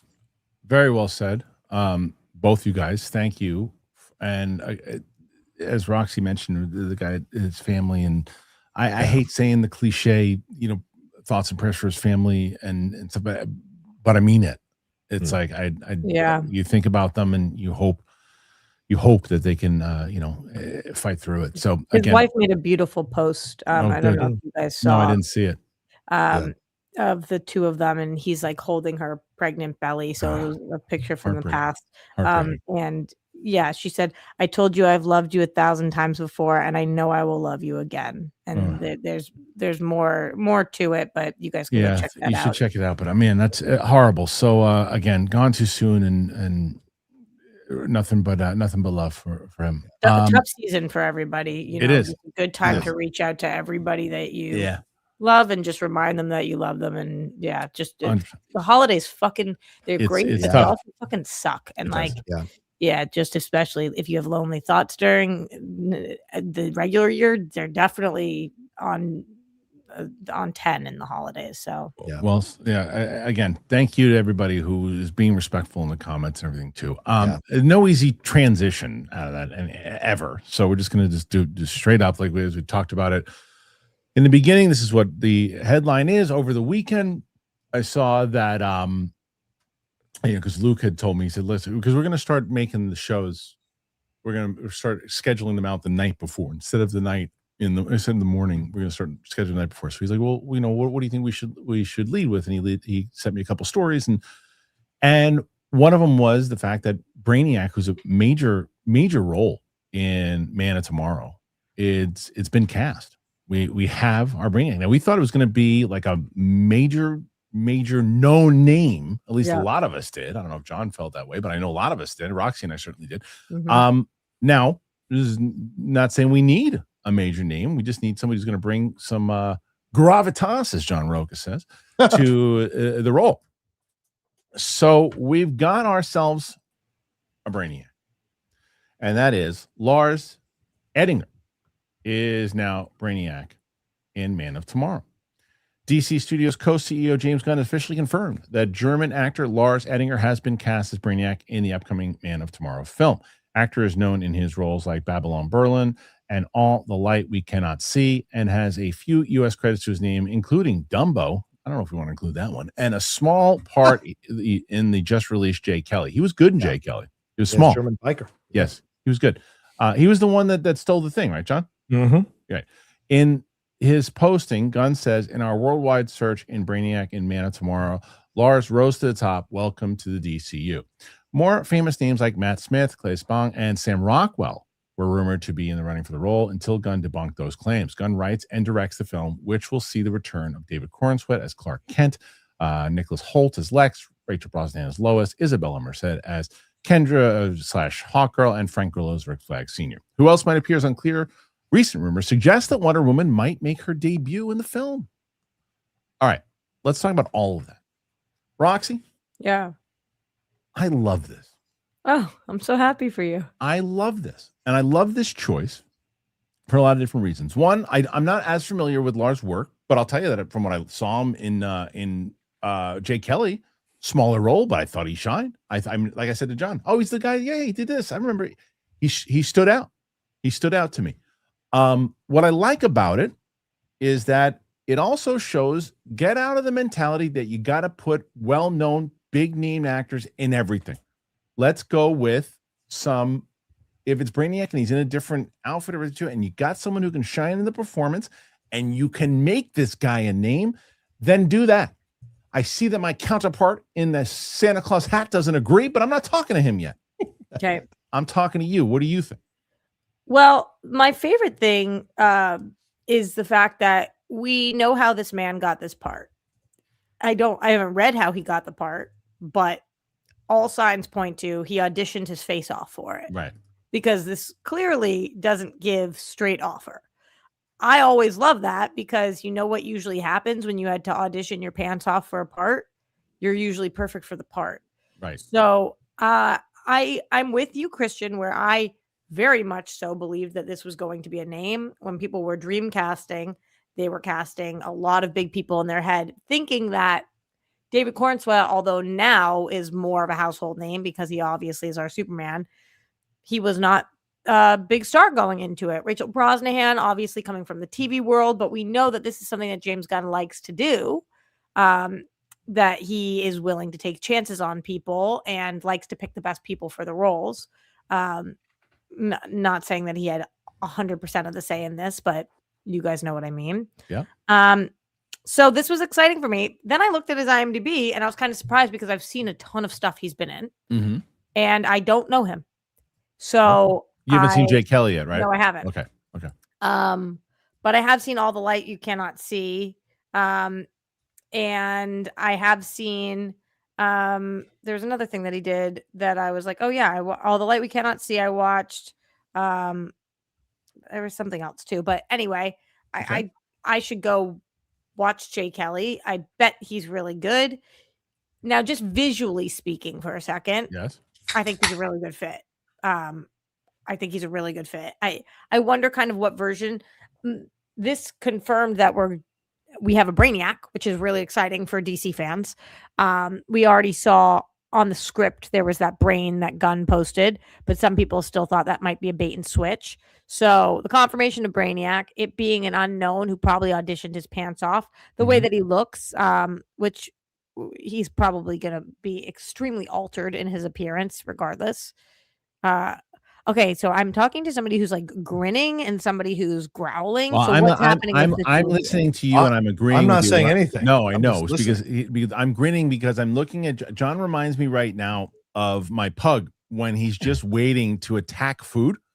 And I'm not attacking anything. I don't think attacking. Okay, come at me, bro. What we got? He's waiting. He's waiting because I feel like he's going to be in a completely different side here. Because I agree with you, Roxy, everything you said. But John, am I wrong? Do you feel completely different, or you are in this? Well, no, I think everything you both said is very beautiful and commendable. However, and listen, and I want to make it clear, it's not a personal attack, so I want to make it clear. But I don't think any of it. Either of you. Okay. I don't think any of that happened that you guys are talking about. What I think you auditioned? Let me clarify. What I want to make clear is like, you think people are passing on the role? Well, let me get to it. Sorry. This idea. Don't get me started, man. Exactly. Yes. This idea that people fabricated names out of thin air is utter nonsense. Okay. There are quite a few people who work in this business of scooping and journalism, and it is journalism, who cultivate sources that are close to these studios and to these creatives. I mean, no matter what James Gunn wants you to believe that somehow he runs Fort I have Knox, no idea what you're talking about right now, John. I'm getting there. Fort Knox, because James Gunn likes to say, don't listen to scoopers, don't listen, just listen to me, which is very Trumpian. But like, this is the thing that you look at when you look at this situation is like, what's the truth? How is Matt Reeves getting Scarlett Johansson and possibly Brad Pitt and other people, which has been debunked, but other people of such a high note and high name? And I think this is what the truth is, that WB is only giving a certain budget to James Gunn and giving a bigger budget to Matt Reeves. And if you look at the amount that Batman made and look at the amount that Superman made, that makes sense to me. And so, yes, do I like the Corn Sweat casting and the Brosnahan casting? Yes, but they also came in really cheap because they're TV actors or not that well known. Lars Eidinger, I think is how his name is in German. What's your Nicholas Holt story? Nicholas Holt. Show me the last film he put butts in seats for. And yeah, he was a more well-known he's a good name, actor. but he wasn't but he's not a celebrity A-list like massive Tom Cruise. There's a difference. He's not Scarlett Johansson. Right. And so you look at the situation. He's on his way. He's trying to get there. So you do think that James Gunn wants a Scarlett Johansson fame level actress or actor and can't get it? Here's my belief. I think he wanted Batista and they couldn't afford him. I think there's all those rumors about Batista for Peacemaker. Remember that? That's big. And Batista, I wish we could have worked it out. It wasn't going to be Cena. I'm going to push back it was going to be. Feel free to push back once I'm allowed to finish my point. Batista was going to be Peacemaker, and they couldn't work out the deal. It was not going to be Cena, and it became Cena because they couldn't work out the deal. Batista has a high price now because of the success of the Guardians of the Galaxy movies. And yes, they're buddies and they're friends. They'll hang out and have beer. Doesn't mean you don't got to meet my quote. And so this is business. It's not personal. It's business. And so I think in the end, they're only giving a certain amount of money to James. Look at Matthias Schoenaerts. Who the hell knows who Matthias Schoenaerts is? There's not that many people, only if you're in the film bubble. But what's the big criticism people have of the test screenings? He's not that exciting as the villain. That's the big test. That's the big thing coming out. And Lars Eidinger is not going to make people go, oh my God. So to me, I think he went in a certain direction that fit the budget he was allowed to do. He brings in a very talented, strong actor, but not that well known. But I do believe that Rockwell and these other names were absolutely in contention. And for him to tweet out, I don't even think they auditioned. You would know they auditioned. So don't be like, I don't think they. Okay. Did they not? I don't know. Come on, James. Like, this John, this is the kind of dishonest shit that drives me nuts, man. Yeah, regardless of how you feel about how we got here, which I kind of like wholeheartedly disagree with, but you're obviously allowed to have your thoughts on it. But regardless of that, how do you feel about this casting? How do I feel about this casting? I'm fine with it, but I'm not like excited by it. And it's sad because I want you don't to be know excited. Him. Right. I've seen him. I don't, but like you, Roxy, I've seen him and stuff, and he never really stood out. When they said his name, I looked at it. I was like, oh yeah, he's a solid actor, good actor. But I'm not familiar with his other stuff that's international or foreign, so I don't know if he's capable of delivering really incredibly complex, nuanced stuff. The thing is, you want people excited, and when you go with someone who is unknown, people don't get excited. And so I think this was the perfect place for Bautista or someone of a really big name to get attention on this movie and get people excited. All right. So for me, I think this was a mistake. I understand your points. I respect your points. I like this is what we talked about last week. Is that we've kind of been back and forth on a couple of things. Maybe I don't see your point in this. I fundamentally disagree with you on most of the stuff that you just said. And feel free. And one of the things, like the Bautista thing, but I hear that. Okay. Well, wait, but the Bautista thing, I don't disagree with your point that look, you can still got to make my quote if we're doing a movie. I'm just not going to do favors for you, pal. But the way Bautista feels for James Gunn and was evident in the way that he was going to quit Guardians unless they hired him back. Bro, they couldn't get DiCaprio to come into the Once Upon a Time in Hollywood sequel because they wouldn't meet his quote. And him and Tarantino are boys. I know that they are. Well, Tarantino's not doing the sequel. Right, but it's still Fincher. It's not like a step down. But the point is, what you were making is that they were boys, not Tarantino. If it was Tarantino, maybe it's a different story. But the fact that there would be more of a conversation, and that I think it possibly could have happened. What I really disagree with you, though, is the fact that they need a name in Brainiac in order to sell the movie. They've got. I didn't say sell. I said excite people. But you're exciting. Look, if you're exciting the movie with a sequel for Superman, if you're going to do it, regardless of how much, I think you bring down the budget and you don't escalate the budget. If you whatever you feel, let's say the reports are that the movie made $150 million. That's how much that it made a profit of $150 million. 1 to 150. Okay, so if you're confident and you're happy with that, right? You don't want to escalate your budget by hiring someone that you're going to have him in costume. You want to get a good performance. And the way that Roxy made that point before with Brosnahan, Corin Sweat, Holt, you get really good actors in order to elevate it. So I like this call. And I love Sam Rockwell. I've seen Sam Rockwell in comic book movies already. And I like that I don't know this guy well enough because I want him. Okay. I want to see him as Brainiac. I don't want to see Drax as Brainiac. I have questions. I have more questions. So I do want to say one thing to Roxy. I think Roxy, everything you said is probably what happened though in the end. That he did audition his ass off. He did earn the role. I'm not taking that away. No, I don't think you are. The bigger ones weren't in contention. Listen, I don't even for lack of better words, I don't even need to spend time addressing what you said because I said I disagree. So that's not how I feel, and I don't think this was a budget thing, and I don't think he's being strong-armed into the way that he's doing this. But you do feel that way, and I have sources that tell me that. But the truth is, neither of us. Oh, okay. So maybe you know for fact. I will say I don't know for fact. It's not what I think happened, but maybe you feel more confident about that. But I am curious, John, with your stance on that and your thoughts on that. How do you feel about Millie Alcock? Again, Millie Alcock was not that well known, right? House of the Dragon. Absolutely. I'm saying, how do you feel? Like you said, you want to feel excited. Did you feel excited for Superman because of David Cornsweet? Did you feel excited for Supergirl because of Millie Alcock? So there's been no property that DC's announced so far that you felt excited for because without feeling excited for an actor, you don't feel excited for a property? For Cornsweet, I was not that excited because I didn't know him, but he looked the part. And so I was like, okay, let's see what happens. I was more excited with Brosnahan playing Lois Lane. That I was excited about because that's perfect casting. So I was like, yes, let's see what she's got. Let's go to the next level with her. I love it. Theatrical, let's go. With Millie Alcock, because I loved House of the Dragon, I was very excited when she got the cast in the film. So I was excited to see what we're going to get from her interpretation And the trailer, I was blown away. I saw all these people bashing really? the trailer. I loved her in the trailer. I thought it was great. The trailer was fantastic. I'm on board. You can take your Guardians of the Galaxy's issues and toss them in the crapper. I don't care. Wow. I love the way it looked, and I think she's great. She's going to be a fucking star. And so I think he caught her at the right time on her come up to play this role. And this is going to be a lot of fun to see her with. So you kind of think, he got Momoa, right? This is my interpretation.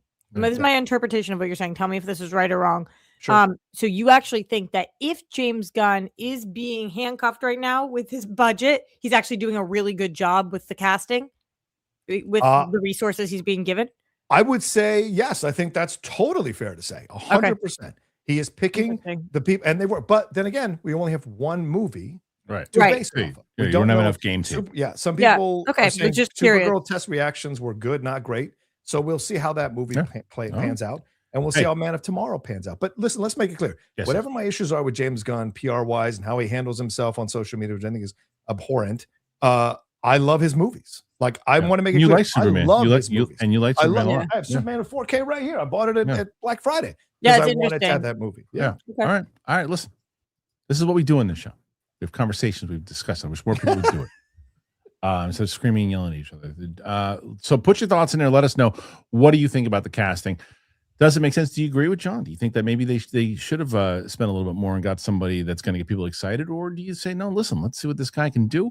And they're going to put him in a costume, and maybe he is going to be, who was David Prowse before he put in the costume? And then you didn't know James Earl Jones' voice before he was doing that. So what? You didn't know James Earl Jones? He had a couple things that, yes, he had. He dude, he was up and coming. It's in 77. He's still up and coming. Let's just okay, cool. Just keep going. Anyway, you listen to interviews that he gave himself. Another conversation. So put your thoughts in there. Let us know. We have a lot of questions, so I got to make sure that we can get to those. But before we do, I want to tell you guys, we got, again, with the holidays coming up, got to tell you about Rougiette. Got a Butcher Box. Oh, man, my wife just sent me a picture. She's making a pot roast tonight. Holy shit. And it's from Butcher Box. Woo! I'm so excited. Butcher Box, Rougiette. Here we go. I get giddy when I talk about Butcher Box. I love Butcher Box. One of the greatest things I've ever discovered. And I'm so glad that you guys get to discover it too. With the holiday season, if you're trying to stay on track during cookies and cocktail season, Butcher Box, it takes something off your plate by putting something better on it. It's got clean, high-quality protein delivered to your door, so your meals are going to stay simple, they're going to stay satisfying, and actually nourishing, even in December. I know, it's tough to believe, but you guys know, you've been seeing it. I have been keeping myself in shape because I've been eating well, and Butcher Box is to be thanked. For nearly a decade, Butcher Box has led the industry with meat and seafood that is antibiotic-free, hormone-free, independently verified. It's cleaner, more trustworthy version of what you'd find at the grocery store, but delivered right to your door. I've been eating a lot of chicken. I've been eating a lot of steaks. My wife and I have been messing around with these steaks and cooking them in new ways. And boy, oh boy, are they just quality steaks. I like seafood. My kids really like shrimp. And they listen, they've got everything. They've got everything. I love it. So if you want an exclusive offer, our listeners are going to get free steak. I just told you how good they are in every box for a year. Plus $20 off your first box, but you have to go to butcherbox.com/Christian. That's right. Do you hear what I said? Your choice of filet mignon, New York strip, or ribeye in every box for an entire year, plus $20 off your first box and free shipping always. Butcherbox.com/Christian. Do not forget to use our link so they know that we sent you. You are going to thank me. I love ButcherBox. Okay, here's something that most doctors know that most men never talk about. Stress from work, money, and family, it doesn't just disappear at night and follows you into the bedroom. You can be lying next to the person you love for years, and suddenly your mind will not let your body do what it has always done naturally. For situations like that, doctors look for treatments that help both the brain and the body, and that is where Rougiette Ready comes in. Unlike Viagra and Cialis, Rougiette Ready is a next-generation prescription treatment designed to help prime your brain for arousal and increase blood flow. It combines 3 clinically proven ingredients in 1 minute. It dissolves under your tongue. It absorbs fast. Boom.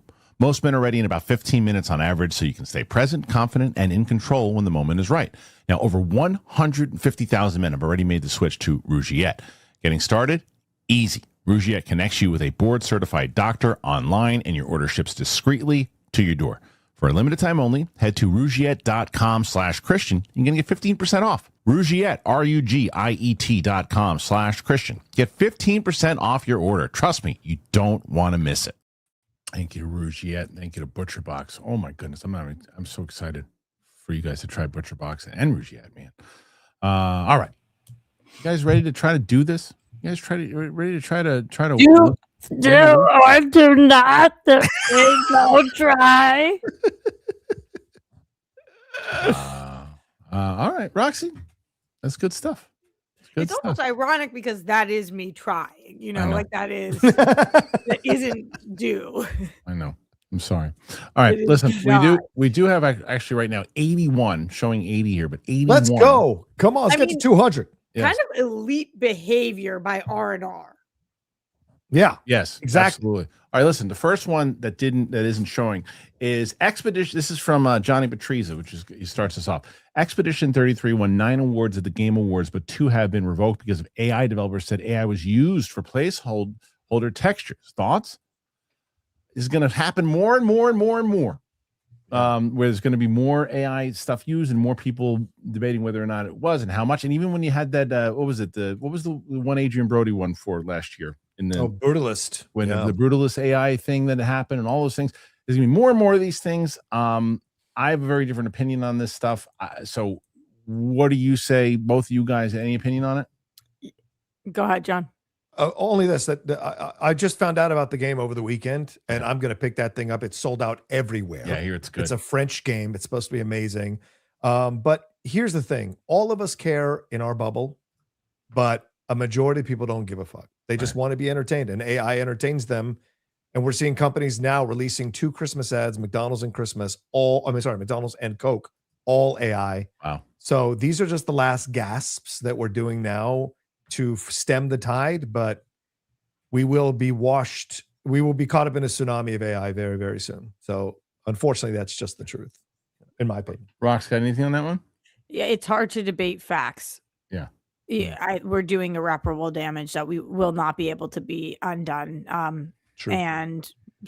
But what do you? How do you? You can't punch air. You can't fight tides. So it's hard to have an opinion on something that is a fact. Fair enough. All right, Mr. Boy Yankee became a new member. Thank you. Great time to do it now. A lot of, especially the Game of Thrones unedited reactions will be up there. We put old school schmoes episodes up there that aren't available. A lot of things that you guys can check out if you remember. And that's just one of many things. Gen X Kid 73. Hello there. Enjoyed Avatar, but it also lingered a little too long. Jimmy could have trimmed 20 minutes and kept it pushing. Action scenes, chef's kiss as usual. My AMC A-list will be staying in rotation. Gen X, that's kind of an amazing comment that you just did, referring to him as Jimmy. It's true. And also the usage of linger. Yes. Listen, all of it. You can't argue with it. You really can't. I loved it so much. Yeah. However, sure. Yeah, right. It's I like being there. I love being there, and I liked it being 3 hours and 15 minutes. But I understand 4 hours longer, and I would have still felt good. But this is the difference. If it was 4 hours longer, John Roca would have fallen asleep. Right in the middle of it. Right. I did on 2 out of theater reactions, one at the intermission and one afterwards. Right. Exactly. Yeah. Right. You wouldn't have been able to handle it. All right, Sean. What's up, Sean? Wishing the team a happy holiday season. The work you put in is amazing. It's an absolute joy having your voices emanate through our home. Thank you, Sean. Such a great human being. Looking forward to 2026. Much love from the McCabe family. Such a great dude. I got an opportunity to meet him and his wife at the live show. Dude, and I've kept it to my. He gave me a really meaningful gift that I hold very. And I'll tell you, John, kind of off air, but it's just like so. He's very, very huge guy. You too, Rox. I thought I told you already, but I'd tell you both. Yeah. But I'm just saying. Also, I love the fact that he's allowing himself to go white. Embrace your age, my man. You look great. You look distinguished. Yeah. Good for you for being white. No, he's talking about his hair. His hair. He looks like in that picture. He looks like the most. I'm so glad that you're allowing yourself to be white. The people who don't get in big trouble. What's the distinguished gentleman? What was it? The most interesting man in the world. He looks like there. Yeah.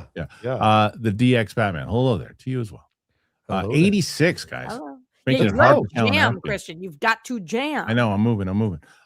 Phantom Gaming became a member. Thank you. Great avatar, by the way, there. Woo. And yes, 86. All right.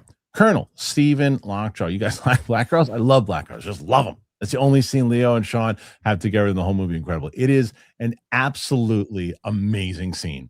It's giving Mike Kalinowski with his what? You know, but it isn't. You've missed a couple of weeks, John. You know, oh my God, really? Oh yeah. It's an amazing scene. That scene is. I love him. That scene is amazing. It's amazing. I hate the backlash against him for that performance. Like people, it's not as exciting. Benicio did better, and I'm like, you guys are all insane. I loved Benicio in that, and I came out of it going, I wish Sean Penn wasn't in the movie because I want Benicio to get. He would if Sean Penn wasn't in that movie, then Benicio gets nominated, but or wins rather. People are confusing likability with 100%. You're so right. I mean, Sean Penn did. That's such a difficult role to pull off, dude. The walk, he pulled it off. He becomes somebody completely. It is so. This goes back to the point. It is very hard to be a well-known person like that and not see Sean Penn. Yeah, I know. Yeah, it's amazing. He follows it up and says, "My favorite scene in Avatar is when Cordes asked Jake, "Do you like Navi girls?" I love the Navi girls. Just love them. Amazing. That's very funny. The Little Yankee says, happy Odyssey Monday, fam. On a break during my promotional training while I haven't been around. Thanks for all that the three you do for fandom. Have a great and safe holiday. See you 26. What a great and nice comment. Thank you very much. Okay. Peter Eklund, 2986. Did you and the kid watch Miracle on 34? If so, what does she think? Also, thank you for all the content. Loved everything since Rose. Thank you, Peter. So my wife and I started watching the Richard Attenborough one, the remake. The remake. And we watched a couple scenes and then that was it. But my little one, we tried to watch. I brought it up and I got shot down every time. People love this movie. Didn't pass the test. But we watched Home Alone yesterday, and then we watched. We started to watch the Jim Carrey Scrooge. Oh, the Christmas Carol. Christmas Carol. And then there was one thing that my little ones thought it was too creepy, and we switched to Polar Express. That's what we watched yesterday. I love that your little one watches wrestling, but says like some things are too creepy for her. She doesn't watch as much anymore. Oh, yeah, I know. She doesn't watch wrestling. Put that in your pipe and smoke it, WWE. I know she doesn't watch as much anymore. She's like better. You know what she's really into, and that the people will love this. So there's this anime show that's on Disney, and it's essentially like a Alice in Wonder. I'm sure Mike Vogel knows about it, but it's like it's like an Alice in Wonderland anime show that's on Disney. She's been watching anime, and I'm like, and I just recognize it now because it looks similar to Demon Slayer, like the art and stuff too. But yeah, she waits for it to drop a new episode, and she's like, can I check the app and see if there's a new episode? She's like, it's so it's pretty great. Twisted Wonderland. Thanks, Luke. Yes. Thank you. Casual Scroll. Who had the best dual twin performance in 2025? Michael B. Jordan, Robert Pattinson, Theo James, Dylan O'Brien, or Elle Fanning? I haven't seen the majority of these. I saw the first two. Yeah, what's the dual? Like like Michael B. Jordan for Sinners. Robert Pattinson, that I know. But what was Robert Pattinson in? Remember, it was like Mickey 17. Yeah. Right. So what was Theo James? I didn't see his thing. What was that? I don't know. I don't know the last Dylan three. O'Brien, I obviously know who they are. I just don't know what they were. Elle Fanning, I would assume from Predator. I think Michael B. Jordan is being so underrated. That performance to me was so. He was great. Strong. He was great. Back to what we said just 2 seconds ago. Again, was that not only did he make you forget it was Michael B. Jordan, he made you forget it was Michael B. Jordan twice in the same movie. And it was subtle differences. Yes, it wasn't like this villainous. Yeah, just so good. Yeah. So Dylan O'Brien in Twinless and Theo James in The Monkey. So I didn't see I missed. I would say Michael B. at top, but the only reason I wouldn't say, and I would have put Elle toe to toe with Michael B. except Elle's second, the twin, doesn't have enough screen time to go toe to toe with what Michael B. does in Sinners. She was really good in Sentimental Value, by the way. She's really good in also, the best part of Mickey 17 is Robert Pattinson's performance. Yes. So. Yeah. He's so good in that movie. Jesus. I just good, Christian. Don't push us forward before you type. Yeah. All right. Joyous Romer. May the force be with you guys. Support for Roxy. Hey, Outlaw, when do you think they'll drop a trailer for Maul Shadow Lord? I love that he doesn't ask me that. No. Well, since you don't give me any support, fuck off. I don't know when it's happening. No, I don't know. Is that a Star Wars thing? Yeah, it's a Darth Maul series. Do you know? Do you know, Chris? I think sometime in the spring, probably. What do you think? I don't care. There you go. Yeah, that's why I didn't ask you. Yeah, that's why you didn't ask me. It's like the only reason I care is because of Sam Witwer, and Sam is actually, but Sam is actually executive producing it, so you might actually get some different stuff. But it's the same time period. It's the same. So I can't wait. Darth Maul again. It's just the same shit. RQMDSMD for Roxy and John. Have a great holiday week. Thank you too. Thank you. Go, pal. Did Joshua's contract say the fight had to go 5 rounds to get paid like Tyson said? Well, we don't know if that was the rumor for Tyson. We don't know if that was the case. But I don't know, man. Joshua was swinging pretty damn hard. He wasn't pulling punches like Tyson was. Tyson was pulling punches. Kristian, did you miss the dingus one or did you read it and I just spaced out? What was it? It's just like three up. Let me see. I'm looking from. Hold on. Let me start. Dingus McNally. I'm going back down. Hold on. Is there a new? Wait, hold on a second. Start from here. Right before the Maul Shadowland, after Al Fanning. Wait a second. Hold on, Rex. Hold on. Was born in the darkness. Wait. The impressions don't miss. You've merely adopted the dark. I was born in it. I was born. Bring me my strawberries. Have you seen that one? Oh, it's the best. Really? Some guy did a whole thing where he's just asking for strawberries. Oh yeah, I don't know why. Okay, sorry. Thanks, Roxy. Dingus finale. Sad news about James Ransome yesterday. He was so great as an adult Eddie in It Chapter 2. To those out there who feel alone, please don't forget that you aren't. There's something out there there's something or someone out there who loves you. Yeah. Yes, great, very well said, Dingus. I might go live all week this week. I got to do more to help.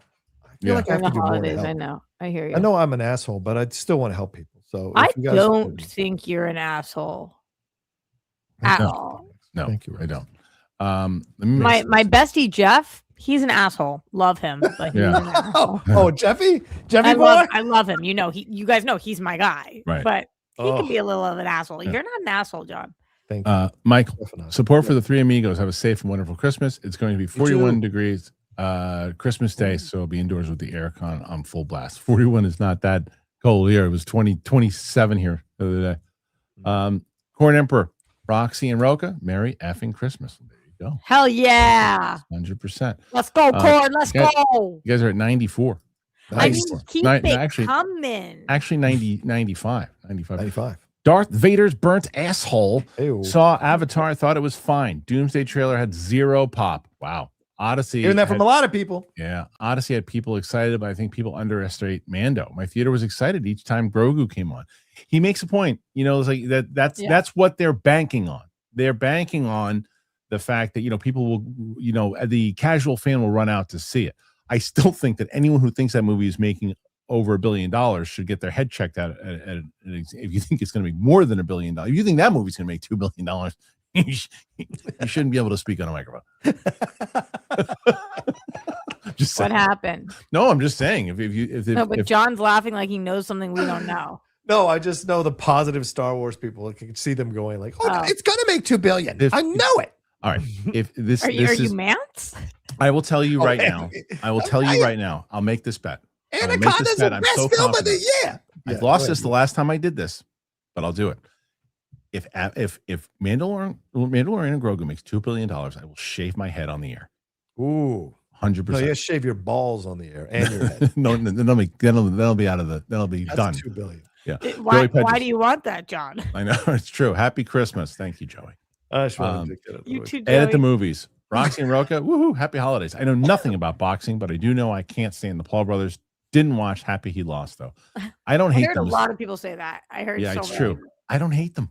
I understand why people hate them, but I don't hate them, and I respect them both for what they have both accomplished, and especially like look. People don't understand what Logan Paul, what he's done in wrestling is unheard of. It's unheard of what he's able to do. Yep, don't disagree. Yeah. Corn Emperor, top 3 shows of the year for all 3. We'll get that. You're just going to get that. You're just going to get that. Rox, you're going to do a video, aren't you? Like, yeah, 100%. I'm going to do a video. But I will say that my favorite, I will give them my favorite show of the year, which is Dying for Sex. That show to me was the best show of the year, and the Michelle Williams one. Yes, it was beyond incredible. So if you're looking for something you very likely didn't watch to binge at the end of the year, that show was so funny, so moving, so poignant, brilliant show. I think Andor is still my favorite of the year, right? Because that was earlier in the year. That's still my number one. Kristian. All right, let's for my number one show. I mean, Welcome to Derry's up there because it's in my head. But Welcome to Derry. Andor? There was another one that I loved. You loved. Task. Yes. Oh, Task is Task. Those are up there. Pluribus is getting close for me. Pluribus is getting close for me. Pluribus is so good, dude. Yeah. Mad Sinister McCall. Beth Snyder. Portia Potty's put in Avatar theaters. Jake Sully calls Roka a sky person in interview. North Korea to shoot Santa. I actually can't read this. What? Beth Snyder is a fake. This is his. He does this kind of goof thing on Jeff Snyder. And it's always a funny article. So it's like Potty's now putting out. Yeah, Jake Sully calls Roka a sky person in an interview. That was a very hard sentence to read. No problem. Sentences. Mike Joyce, I want to watch The Pit before the new season. Will I like it if I got tired of how repetitive ER was after several episodes? Yes. Okay. Fair enough. But it's one night. It's not like ER multiple episodes. It's one night. But I agree. But I kind of agree with Roxy. Like it's one ER episode over 15 episodes. That's for sure. I love this show. Love this show. Yeah, you do. Okay, let's see. IMD Blake. I saw Avatar Fire and Ash in IMAX 3D, and I loved it. Good. Same. Yeah. No, it wasn't IMAX, but it was 3D. I did not see it in IMAX either. I was bummed about that, to be honest. Yeah, they had us watch on the lot. I didn't watch it in the lot, but I watched it. I watched it. It was a big thing. Yeah. Greenie from Oz. Christmas movie suggestions. Also, Merry Christmas Legends. I'm going to give you the standard Home Alone and Christmas Story. I have to watch every year. Those are the two I have to watch. Die Hard. Fuck you. Yeah. Just Friends. And what else is my other Christmas like? Love Actually, of course. Love Actually, and It's a Wonderful Life. Although I will say, you kind of can't beat putting on like the Lindsay Lohan Netflix Christmas movies and like just getting lit with your siblings. Just as a suggestion. That's amazing. I love that. So fun. All right, let's see. Holidays are about. That's a good one. Next one is IMD Blake. Avatar 3 will be my top 10 list for 2025. IMD Blake is great handle. Yeah, way to go. That's cool. Yeah, fair enough. Seattle KO. Morning, folks. Are you guys excited for Disclosure Day based off what you saw from the first trailer? Yes, very much so. Yeah. Where do you stand, I thought it was John? a great trailer. Yeah, I thought it was a great trailer. Terrible CGI at the end, but the trailer itself was fantastic. Yeah. And I love that Emily, I love when Emily, she's just so good at everything. It's interesting. It's the best action star of our generation. She is? You might be right. I do. Woman action star. Yeah. Julius Wyatt, 8895. Housemaid can never find a consistent tone. Some of the worst needle drops I've heard in a while. I had a blast. Amazing bad movie. Avatar 3 was fun. Huh. Okay. Interesting. Okay. I haven't seen that one, so I'm not sure. So Joshua Gonzalez, everyone went nuts in the theater for the Michael trailer. That movie's going to get close to $1 billion. Oh, yeah. And the Odyssey 5-minute clip. Not so much the Avengers teaser.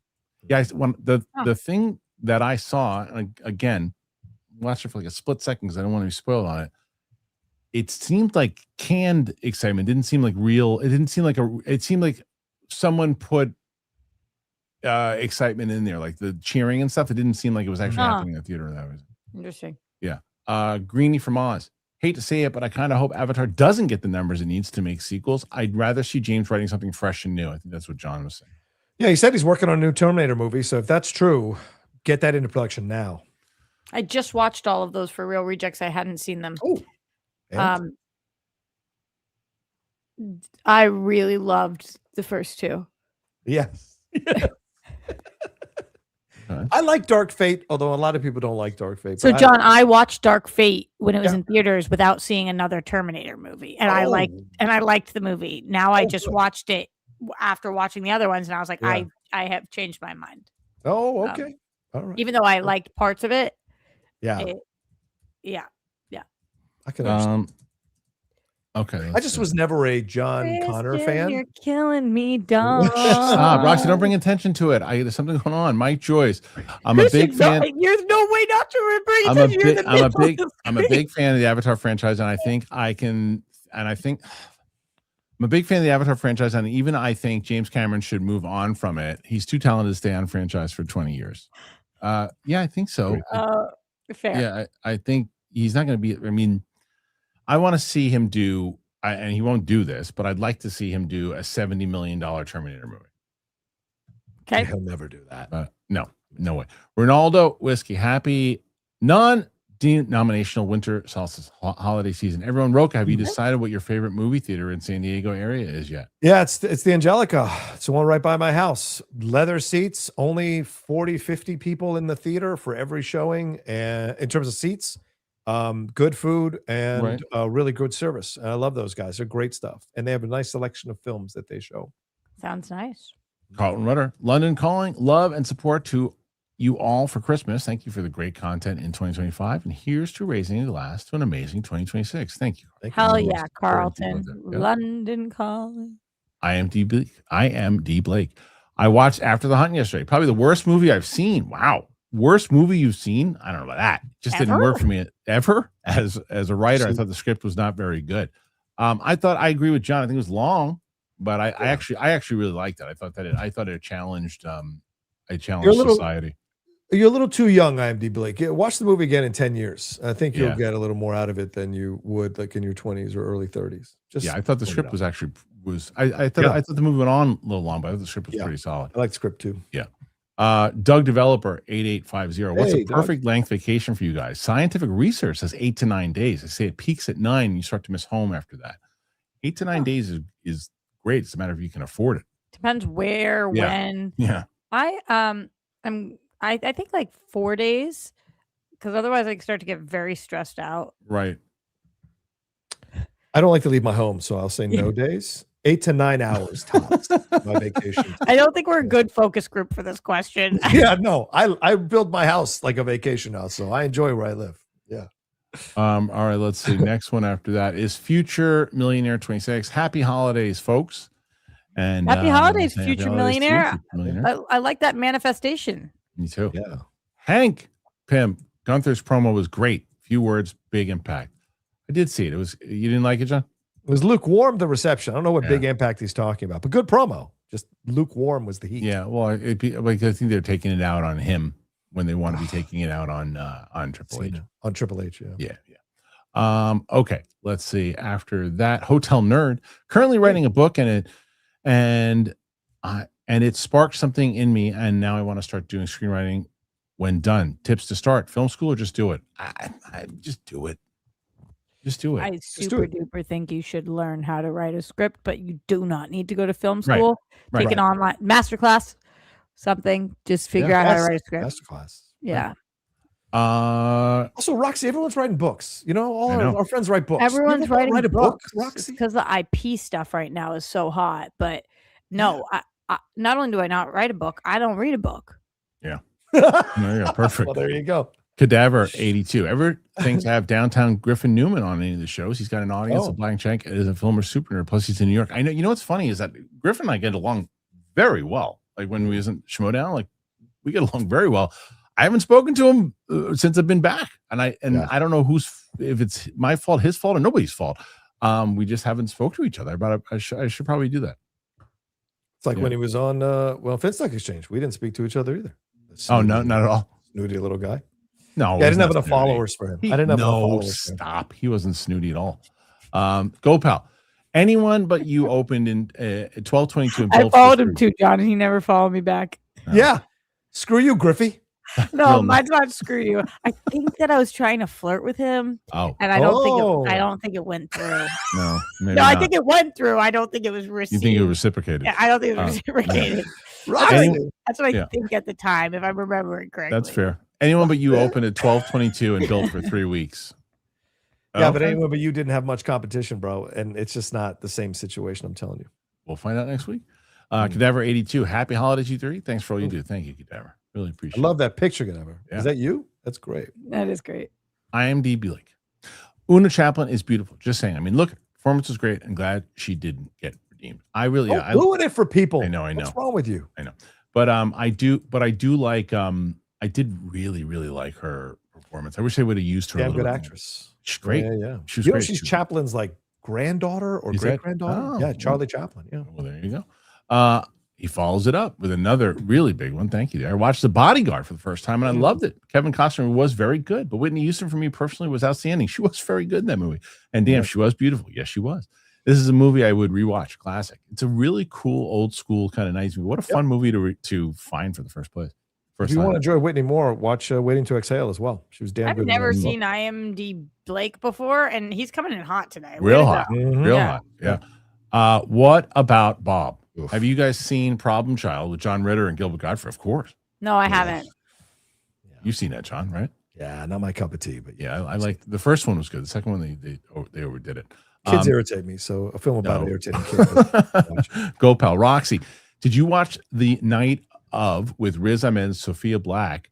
The first episode was great, but I fell off when I got super bleak. Yeah, I loved that show. I did not fall off. It was really powerful, I thought, and very bleak. Yes, and it's also like when I started being completely obsessed with Riz Ahmed. Yeah, that Fingernails film, right? That you were mentioning earlier. Yeah. Yes, he's in that. He's so good. Sophia Black Dahlia, she was in a show that nobody watched. Single Drunk Female, I think it was called, on Netflix or FX or Hulu. She was amazing in that show. I know she was great in The Mick, but she was the lead of that show as a recovering alcoholic. It's a kind of a dark comedy dealing with putting her life back together.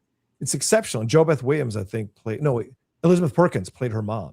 And it's such a good show, and hardly anybody watched it. It's like English Teacher. English Teacher was great. Got canceled after a second season. Such a shame, man. Such a good show. Yeah. Okay, let's see. So, Gopal, thank you for those. And now we got, again, 120. You guys are crushing right now. Come on. 120. Paul Hitchcock, why don't boxers have checks? Sorry, because I just wanted to double check on this. John, you do think it's such a shame that it was canceled? The English Teacher? Okay. Yeah. Why? Because of all the sexual assault allegations. So it's a tough stance to brush by. But I didn't read up on that, so I don't know what the particulars are on that. So okay. Please excuse me if I'm just protecting you just in case. Anyway, go ahead. Yeah, Kristian. I had no idea. Yeah. Why don't boxers have checks before a fight? Because they really don't like each other. Topical. Jesus. Did you get that? I don't get it. I don't get it. Oh, like he's saying, like, why don't they?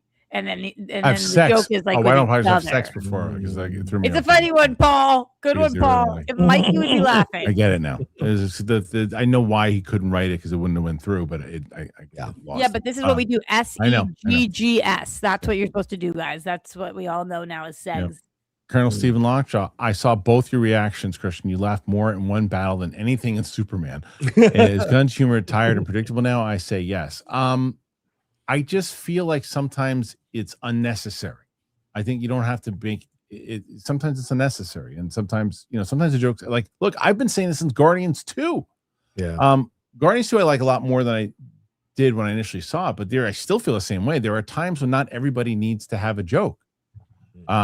And that's also a thing that I have with a lot of different things, not just Gunn. So, anyway, John Draxton, Christopher Nolan is undoubtedly one of the greatest artists in the business. Yeah. Brings so much incredible focus to his work. Number one for me. Which director, in your opinion, has a flawless resume? Denis Villeneuve. Flawless. Yeah. I mean, I would have probably said Denis. I really fuck with Greta Gerwig. Oh, yes. Agreed. 100%. The only thing with that now is she doesn't have as much of a resume, but so far, just in terms of flawless, like even Nolan, he's got a smaller resume. That's why we're able to say it, because obviously, I think one of the best directors of all time is Steven Spielberg, but you can't call his resume flawless, right? I mean, even I know he's not everybody's favorite, right? But Tarantino for the most part. But I'd say there's a couple of I don't know what he's had that was like a major miss, but Tarantino. Which one? Tarantino. Yeah, Jackie Brown's probably the closest thing, but has been great. But I probably, a lot of people. That's a good call too. Yeah, so I'd say Tarantino. Edit the movies. At my showing of Avatar, saw Odyssey prologue so epic. Oh, theater lost it. Think it will clear $1 billion? Yes. definitely. Mm-hmm. Doomsday tease was crickets. Interesting to say the least. Wow. Because there's not much there. Like It's that's just the a thing. scene. It's him on a motorcycle holding his, and then it's not that big of a deal. It's just a scene. Really strong in the chat. Ryan Coogler and Sean Baker. Coogler. I think those are great ones too. Yep. Yeah, Coogler right now too.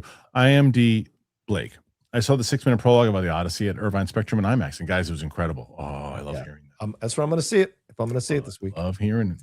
RC, respect Gunther's wrestling ability. I'm just not a fan. I don't get the hype, and I don't feel he has the it factor. The reason I like him is you don't like him, John? No, I like him. I'm just saying to his comment. He's real old school to me. He reminds me of like the golden era of wrestling. So Harley Race, bro. It's Harley Race. He's got an old school feel to me. So that's why I like him, because I told this to John. I want to see them try to do golden era wrestling for a year. I think this new style of the acrobatics and the same old shit over and over again, I think it's getting tired. I think they need to change it up. And I think Gunther's the type of guy that is very old school. So John DX Dragon, Matt Damon worked with Nolan is also a dream come true. Well, they've done it before. Yeah, they've done it twice, and he was also Interstellar. Yeah, right. I don't know them personally, but both seem to have a humble, hardworking presence that I respect. Is there an artist you feel similar about? I mean, total. A lot. There's quite a few. John's gonna laugh. Mm-hmm. I think the way Julia Roberts carries herself. In general, I'm telling. Look, I've said it before. If you listen to interviews and everything too, the way she cares, the way she has and maintained, and when they ask her about like her family life and things too, she keeps herself private. She keeps, and she says, "At my house, we're not. It's not movie star stuff. Parent, like the way that I want to, like my wife and I try to parent our kids and stuff like it's like stay humble, do these things, and I respect that. So, yeah. Adam Sandler. Yeah, a great one. Agreed. 100%. A great one. A great one. Okay. All the British actors are like that. Yeah. It's just a job. I respect that. The Shay Markel. I'm thinking of reading Iliad and Odyssey before catching the movie. Have you read them? You and Sam's trailer reaction was a fun watch. Thank you. I really enjoyed doing that with Sam, and I'm glad that we did it. I did in school. School. I don't remember it that well. School. Yes. Yeah. Old. Exactly. Corn Emperor Roxy. I don't remember either. How would you coach Roxy through Snyder when they played Snyder? You mean? Roxy, how would you coach Roca through Snyder? I think probably when you went up against Snyder. I would say there's not as many people whose heads are as easy to get into as his. So you really got to fuck with Snyder, and he's in trouble. He would not like me saying that because he can fuck around right back. But it's a lot about because his knowledge is insane. So you have to like screw with his mind a little. That was my mistake. I never found my way into. Now that I know him, I know exactly how I would have played him. But back then, I didn't know him quite as well as I do now. Yeah. So he got in my head. You guys have a really cool dynamic. Thank you. Yeah. Yeah. For as long as it'll last. I don't know. It's always nuclear. Occasionally, the nuclear isotopes come out. But like, I understand. I love that boy. But I love that boy. And same. Yeah. All right. Let's see. RQMD SMD. Support for Roxy and John. Odyssey most anticipated. Woo! Yeah, same. All right. Let's see. Next one is GoPal. Seeing Gladiator was one of the last things we saw at college before graduation at the brand new stadium seating AMC that just opened near campus. Ooh, cool. That's fun. Nice. I saw that. I saw Gladiator at the old AMC Century City before it was what it is now. I think Tallahassee because it came out in June of 2000. Yeah, I'd only been in LA for a little bit. The Sympathy of All Things. Odyssey needs R rating. Prologue felt too clean. I wonder if it's going to be. Huh. I wonder. The Shay Markel. I love Dune, but I'm super nervous about part 3. It would be a shame, but I wouldn't be shocked if it wasn't well received. Maybe I'm just paranoid. Well, it's Denis. We were just talking about it. Like he's flawless so far. So we'll see. Crashing Coyote. I didn't love the show as much as other people did. I never finished it, but I liked what I'd seen. Oh, yeah. The show. Yeah, I thought the show was good, not great though. Exactly. It was missing him.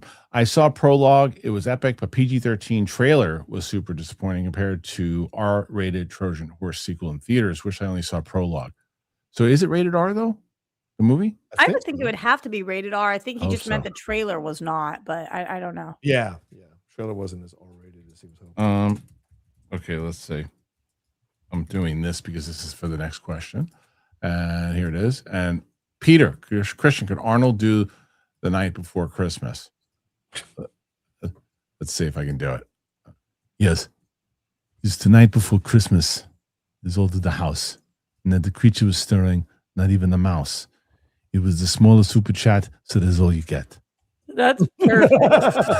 Really good. That was super solid.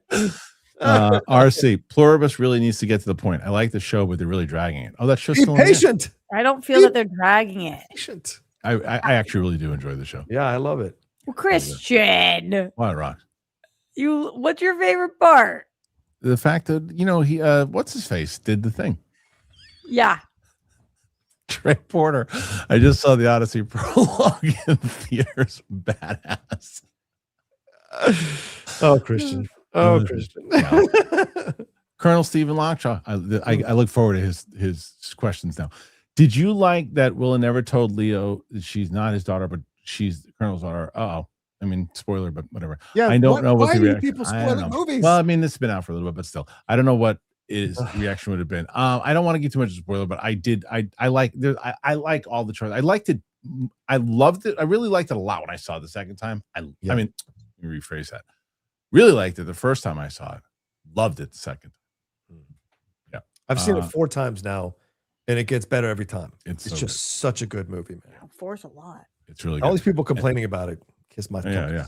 Greenie from Oz. Homer wrote the Odyssey in 800 BC. It's about time somebody finally made it into a movie. Curious to see what the Cyclops ended up looking like. It's hilarious. To all our friends writing books right now, you have hope. I know. Just Joey wait. Pedros, be kind to yourselves, folks. 100%, You too, Joey. Thank you. Well said. You too, Joey. You guys are crushing today. 131. Holy crap. Go. Shay Markel. For anyone that enjoys Korean movies, The Great Flood was a surprisingly fun movie. I did not expect that plot. It's a fun, small story with ambitious. It's on Netflix now. I'm definitely going to watch that in the next few days. With ambitious. Yeah. Following up, Armada, 8YT. Thoughts on Secret Agent movie? Really good. I like the blend of humor and the fact that it's like a secret agent. I mean, it's a spy thriller. I mean, did you like it, John? I did. I really enjoyed it. Yeah. He was great. He's the only one I see challenging Timothy in my mind. I know DiCaprio did a really good job in one battle, but to me, it's between. It wins foreign film. It'll win foreign. Yeah, film probably. But Wagner Moura, I think was 1-2 for me. Me and him. Him and Timothy. Rather. Greenie from Oz. Merry Christmas to Big Balls, Mrs. Balls, and Little Balls Jr. Wow. Ronaldo. I love this panel today. Today's show is awesome. Thank you. Yay. It was a fun show. Chris J. Herman. My predictions for Avatar 4. More repetitive story beats, lack of character growth, annoying kids getting captured, and corny bro dialogue. I love the bro stuff. But the thing is that you have to understand. The reason that I do understand. It does. No, not you. It doesn't bother me. Talking to me. Yeah, it doesn't bother me if they were actually saying that. Bro. It would bother me. But they're not saying that. They're talking in Na'vi, and it's their portion of what it is. So they're not saying that. But it's annoying for people. I get it. Go, pal. You think they put him in the long sleeve polo underpants and go-go boots from Super Friends? Was that Brainiac? Yeah, no, they won't do that. No, I don't think so. Peter Stone, the same DCU that has John Cena, Bradley Cooper, Holt, and Momoa. Is Roka stupid? Oh, I love that they get. Those guys are commanding top dollar. Definitely, right? Top dollar. Bradley Cooper. You stupid. Are you? Yeah, Bradley Cooper's in it for 5 minutes. There's a reason. You know what I'm saying? So the only stupid one here is you, Peter Stone, because you understand the dynamics of money in Hollywood. I would say it's not nice to ask somebody if they're stupid. Well, and we talked about being nice during this season. We're humans. I don't agree with Roka, and yet somehow I find him to be very smart. Thank you, Rex. I got you. All right, let's see. Battery. Roka, such an angry elf today. Anti-gun bias. That's why I asked you about how you actually felt about the cast, because I was happy to hear it. How can you really call that anti-gun when he is enjoying what he's doing? I just think that's interesting. Yeah. Even though I disagree with you. Yeah. My only issues are ever that I don't think the full truth is being told behind this stuff. And I think he's always pushing narratives that make him look good, which I understand is Hollywood. But I think fans are embracing that and weaponizing it at times. And it's where it gets frustrating. So, yeah. Bojax, I love when you guys, along with Campy and R&B, mention going to Irvine to watch movies. I worked there for 3 years back in the day, and I still go back there to watch IMAX movies. That's cool. Oh. That's really cool. Yeah, Adam Hlaback does that too. Adam loves that Irvine place. Prady BK, once Netflix gets Warner Brothers, will they move away from Comic-Con and move everything over to Netflix Tudum? Can Tudum become as big as Comic-Con? Someone asked this the other day as well on one of my streams, and I'll give you my response is that I don't think Netflix will come close to matching Comic-Con because Comic-Con is more than just the movies. It's the comic books, it's the TV shows, it's the guest appearances, and Tudum does a good job, but being online also, virtual rather, it's not going to have as much power. But I think it'll rival the movie stuff for sure, but it won't rival the overall experience of Comic-Con. WB already has moved slightly away from Comic-Con depending on the year. So I don't think that this, I agree with John. Also, Tudum is very, very international, and that's kind of their thing, right? Like Tudum filmed in Mexico this year, I believe, and they like to travel to different locations, and it's not like a everybody's invited situation. So they seem different to me. That's more like DC Fandom. So we'll see. Okay. John DX Dragon. I'm very curious to see what happens with Batman, Wonder Woman in the DCU. I'm excited for both Reeves and Gunn, but we really need to clear the air and cast them. I'm okay with the pace that we're going at. Yeah, I like the idea that Wonder Woman could show up in the next one. And that'd be interesting to see. I feel like she might already be cast, but we'll see. I don't know who James Gunn makes more insecure, Josh or Roca. Such a weird comment. Why would I be insecure about James Gunn? Like, it's a weird thing. Josh who? Makuga? Has he been bitching about Gunn as well? I don't know. Okay. I don't know. I didn't get the question. I don't know. Weird. Super Vash. I love Roca, but I respectfully disagree. There's no way they're giving Reeves a big budget and not Gunn. Netflix will give Gunn the money he needs to make sure that Man of Tomorrow is great. Netflix might next year, but we're not under Netflix leadership yet. The other side of this is, how do you say no way when you see Scarlett Johansson coming in to be a massive part of that movie? That's a lot of money. ScarJo is worth a lot, my man, a lot. So, all right, let's see. So next one after that is Greenie from Oz. I love that Millie drunk Supergirl introduction. That character flaw of hers was very relatable to me. Plus, she's an Aussie. We'll see how the movie is. And see if that actually works. I love Woman of Tomorrow. Yeah. So I this is gonna be so up my alley. Mearsum, support for the lovely Roxy and the lovely John. There you go. Thank you. CC Black, villain needs to be a big name for a superhero movie. Spader, Brolin, Jack Nicholson. Hopefully, The Rock as Apocalypse rumor is true. Performance to me, performance is performance. It doesn't have to be a big name. I don't agree. I wouldn't say Spader was a big name either when he got the thing. So, but Brolin and Jack, I agree. Matt Krugman, how about them Bears? Yeah. Well, I learned this. Krugman. That's what I said. CC Black, correction. The Rock is Apocalypse. You think they're going to do that? I don't know, man. I don't know. If Oscar Isaac couldn't do a good job with it. Well, it was not the writing, which it wasn't his fault. Releasa Evers, I guess the future X-Men cast will be cheap too. How Gunn's not even doing the X-Men. How do you make that connection? What is wrong with you guys? Come on, guys. Big Bang, O.T. Ford. Timothy Chalamet going to win his first Oscar this year. He's got a good shot. Some people are getting annoyed with him with his interviews, but I am not. There is nothing wrong with someone who believes in himself. What are we about in our society right now but getting people to believe in themselves and to think of all the things they can accomplish? Timmy believes in himself and he talks about it out loud. That's not a negative. He doesn't put other people down. He talks about himself, just about himself. He's rapping. He's got, was it Kylie Jenner or Kendall Jenner? One of the Jenners these days. Kylie. The man is living on top of the world. And I saw a bunch of sweaty, nerdy film critics, a bunch of dorks crying about him and making fun of his rap thing. You guys are wondering about which Malcolm Gladwell book to jack off to on a Saturday night. This kid is living the best life he could possibly live. Why are you hating on the bro? So just putting that out there.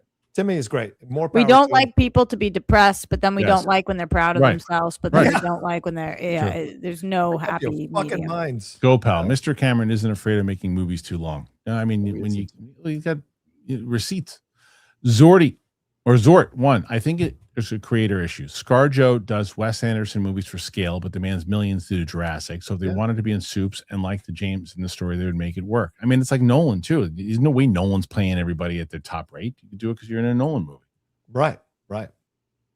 They wouldn't make it work. No. They couldn't make it work. Yeah. If they didn't have the money for it, they can't make it work. That's true. the game, guys. Big Bang OT4. Timmy's rap collab with SD Kid was fire.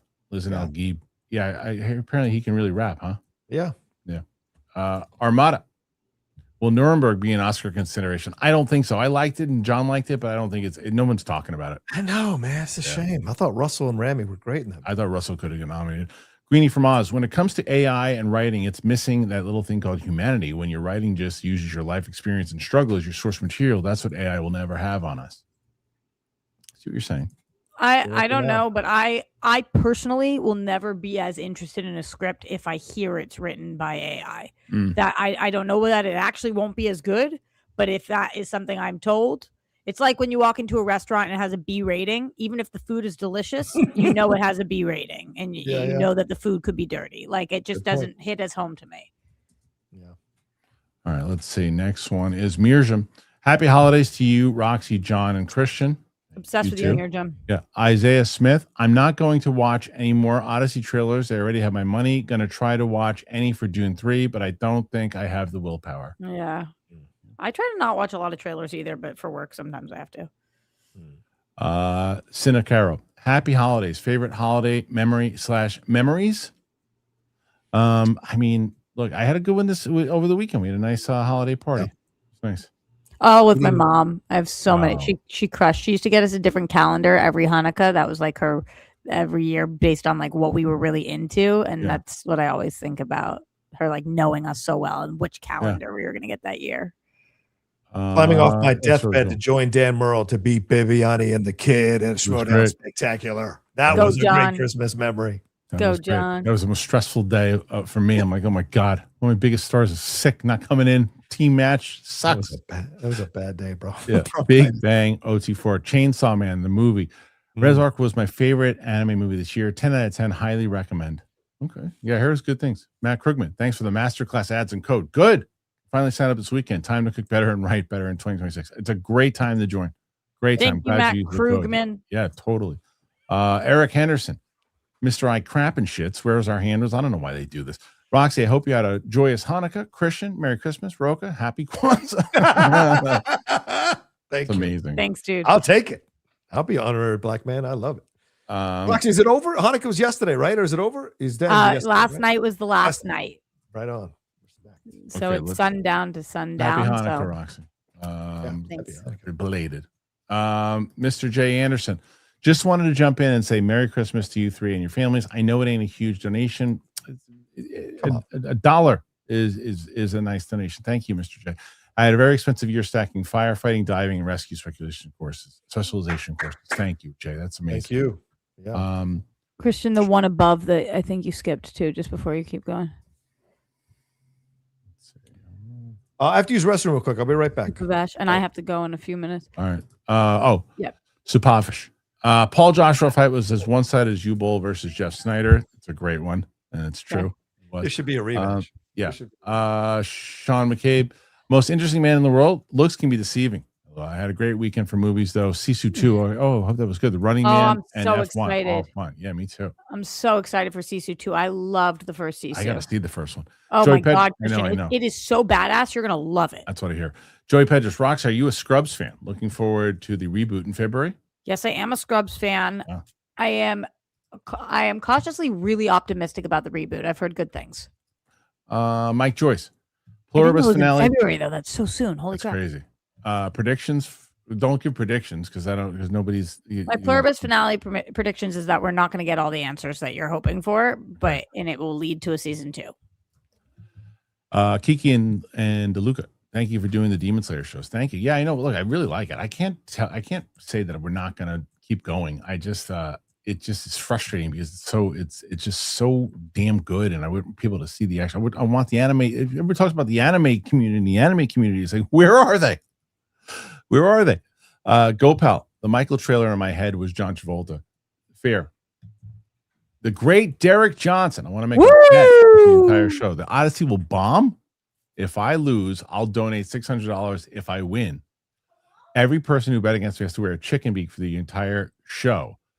And for every donation, $5, I must collect the chicken for 5 seconds. Well, here's one thing. Okay, so are we saying what you have to clarify? What is a bomb? I think that he just wants to donate $600. Here's what I would ask you though. I would say, can we make a bet that you put it towards the Kickstarter and not the show? Because this is I don't think, and I don't know. And Are you still going to be running the Kickstarter in the summer? Oh, the summer. That's true. Good call. Right. No, it won't be. Hopefully the show will be wrapped by then. So season 2 Kickstarter. Yeah, right. What are we talking about as far as bomb? Are you talking about that it's not going to make its budget? Like what we got to clarify. You like he's always like, will it make so the movie itself, I would say, Derek, do you think it'll make 600 million worldwide? Because I think if it doesn't make 600 worldwide, that'll be a problem. Hank Pym, The Night Before is my favorite Christmas movie. Michael Shannon is great in it. It is great. Have y'all seen it? Yes, it's really good. I like that there's Jew stuff in it. Yeah. Yeah, it's really good. Jack Lewis. Saw Avatar in Dolby and IMAX. Prefer IMAX. Sorry, Big Jim. The movie was a little too repetitive for my liking, but still enjoyed it. Do you think we'll get 4 and 5? And you think Big Jim comes back to direct? He'll come back to direct if they do it. Yeah, but it's got to make $2 billion. That's what they already said. I think he gives up on it if this one turns out to be disappointing. I think this is the end. He said he doesn't want anybody else directing it, so I'd be shocked if anyone else directs it. Yeah. Same. I'll go back to the next one in a second. STO Disney support for Roxy. I think the kid who plays Rich in It, Welcome to Derry, would make an adorable Miguel in a live action Coco. Yeah. You're not the first person to say that. No. A lot of people have been saying I've seen that too. She would be great. But the question is, how old is he now? He's probably yeah. I don't know. Actually, in real life, in the show, he plays Cuban. I don't know what his actual background is. Oh, yeah. Kaz, CT5LV. John's comment on Sean Penn and character likability reminded me of Drew McWeeney's episode of Vor. Very interesting discussion of Lawrence of Arabia and the likability of Lawrence. Yeah. That's why I thought that Variety article, all respect to Clayton, that Variety article he wrote the other day was just utter nonsense. The idea that that likability factors into who wins awards and who doesn't in terms of their characters. Nonsense, man. Nathan Drake went to see Avatar, and the most memorable part was the Odyssey extended preview that played before it. That movie looks effing amazing. Kristian, I think you skipped Greenie from Oz like 5 back. Sorry to be on you today. Just read it because it's not coming up for me. Who would you, Greenie from Oz? Who would you cast as Cena and Kurt Angle in a biopic? Ooh. Oh my god, that's impossible. Yeah, that's impossible to cast. I mean, because like you'd have to find people that just were up and coming. I don't know. Like, I mean, a young Mark Wahlberg to play Cena. Yeah, I could see that 100%. A young Danny DeVito for Kurt Angle. Done. Yeah. Savage. 2 things real quick. I was in the 2nd season of Scrubs as a glorified extra. So when you guys watch that show, try to catch a heavier Roca walking around in Scrubs. And Roxy is 100% right on Pluribus. We're not going to get all the answers. So prepare yourself for that. CB the Legend 1. Loved Avatar 3. My theater really reacted positive to the Doomsday trailer. Okay, there you go. Derek. Sorry I can't stay long. Only came in for a bit, and what an impact you had. It's busiest time of year for me. Love the channel as always. Thank you, Derek. Roca, keep going, brother. And Roxy, congratulations on the healthy relationship. Wish all well in this upcoming new year. Are you with somebody? Are you in a healthy relationship? What? You're going good. Okay. Yeah, you got to watch the show sometimes. I'm sorry. Yeah. I'm very excited. I'm going on my first ever vacation with somebody. Nice. Respect. Yeah. I'm happy for you. Very, very happy for you. Thanks. It's good. Going well. It's only been a couple months. It's going well. All right, let's see. Next one. And this is Shay. I want to see some chicken beaks. Okay. It's not going to happen, though.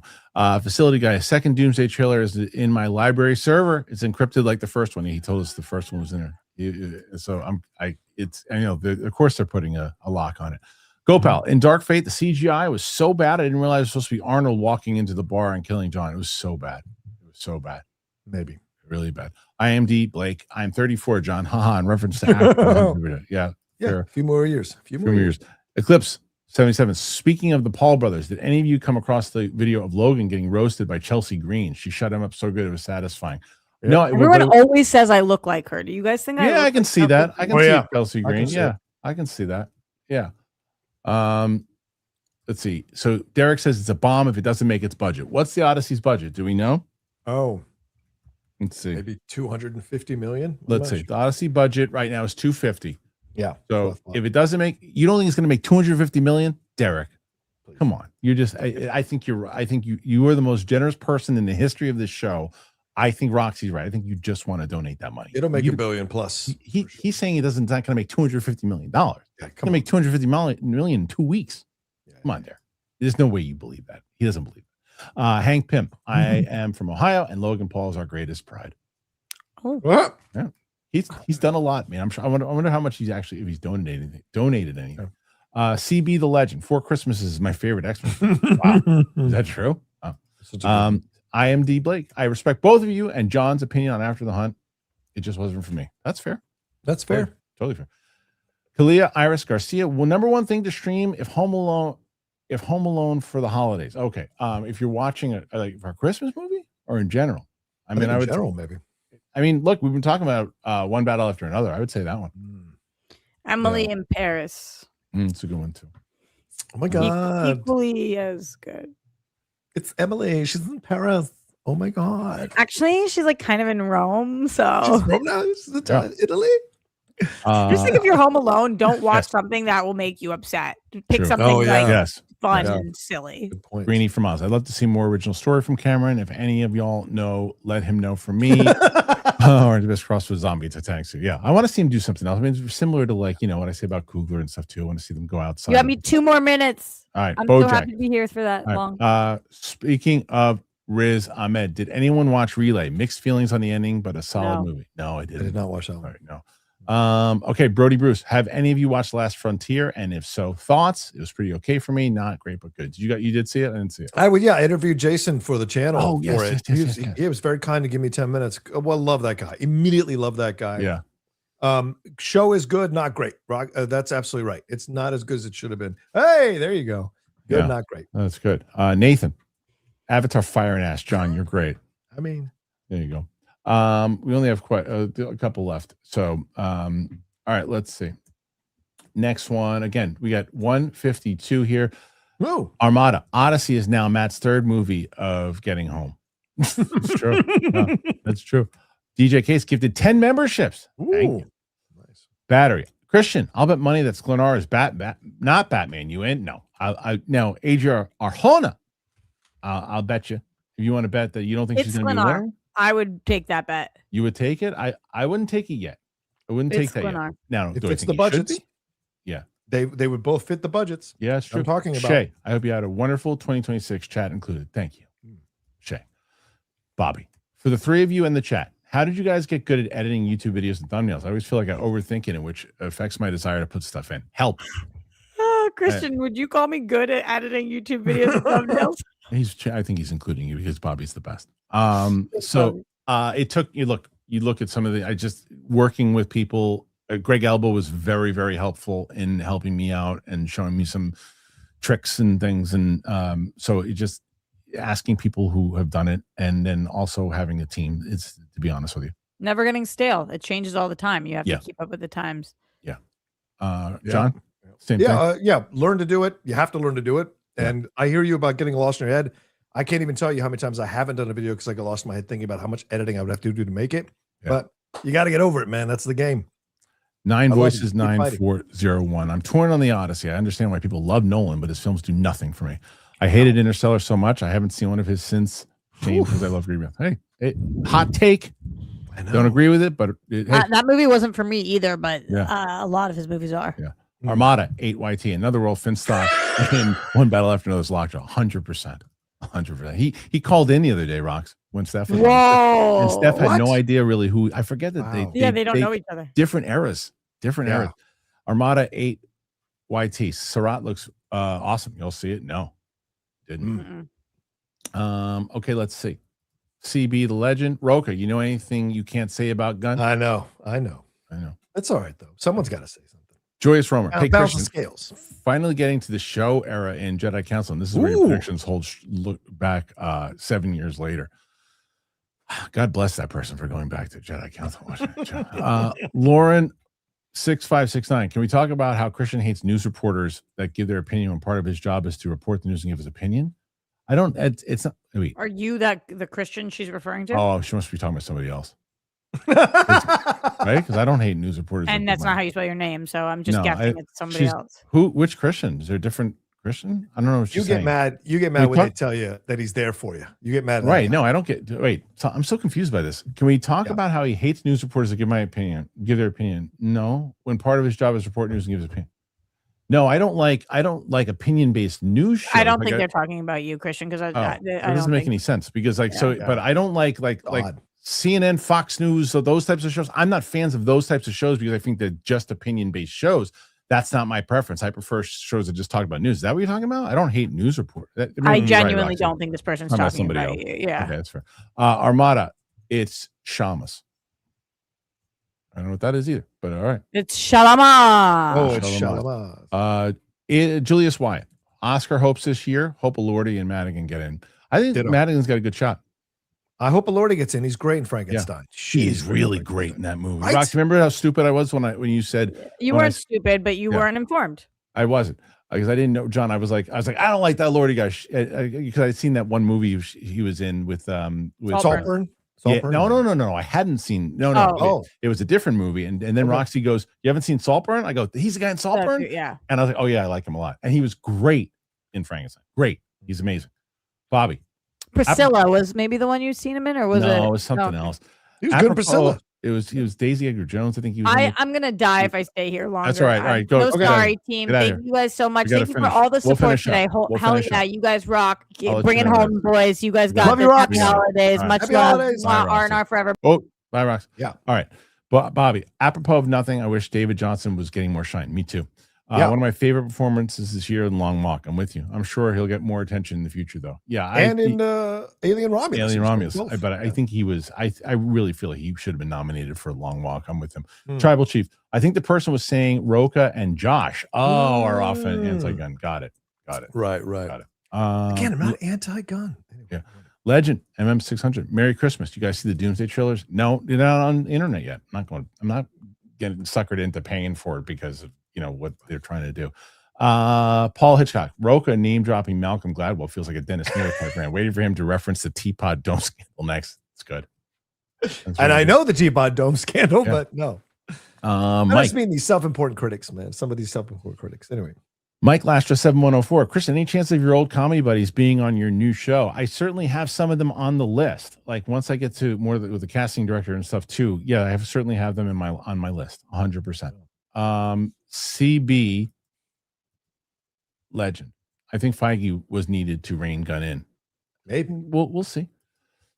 Now this one, KJ7457. What are your opinions on AI covers of older hip hop and rock songs on YouTube? These AI songs have more emotion than the originals. I'm shocked. I'd be lying if I didn't tell you. A couple there's this one guy who reacts to them.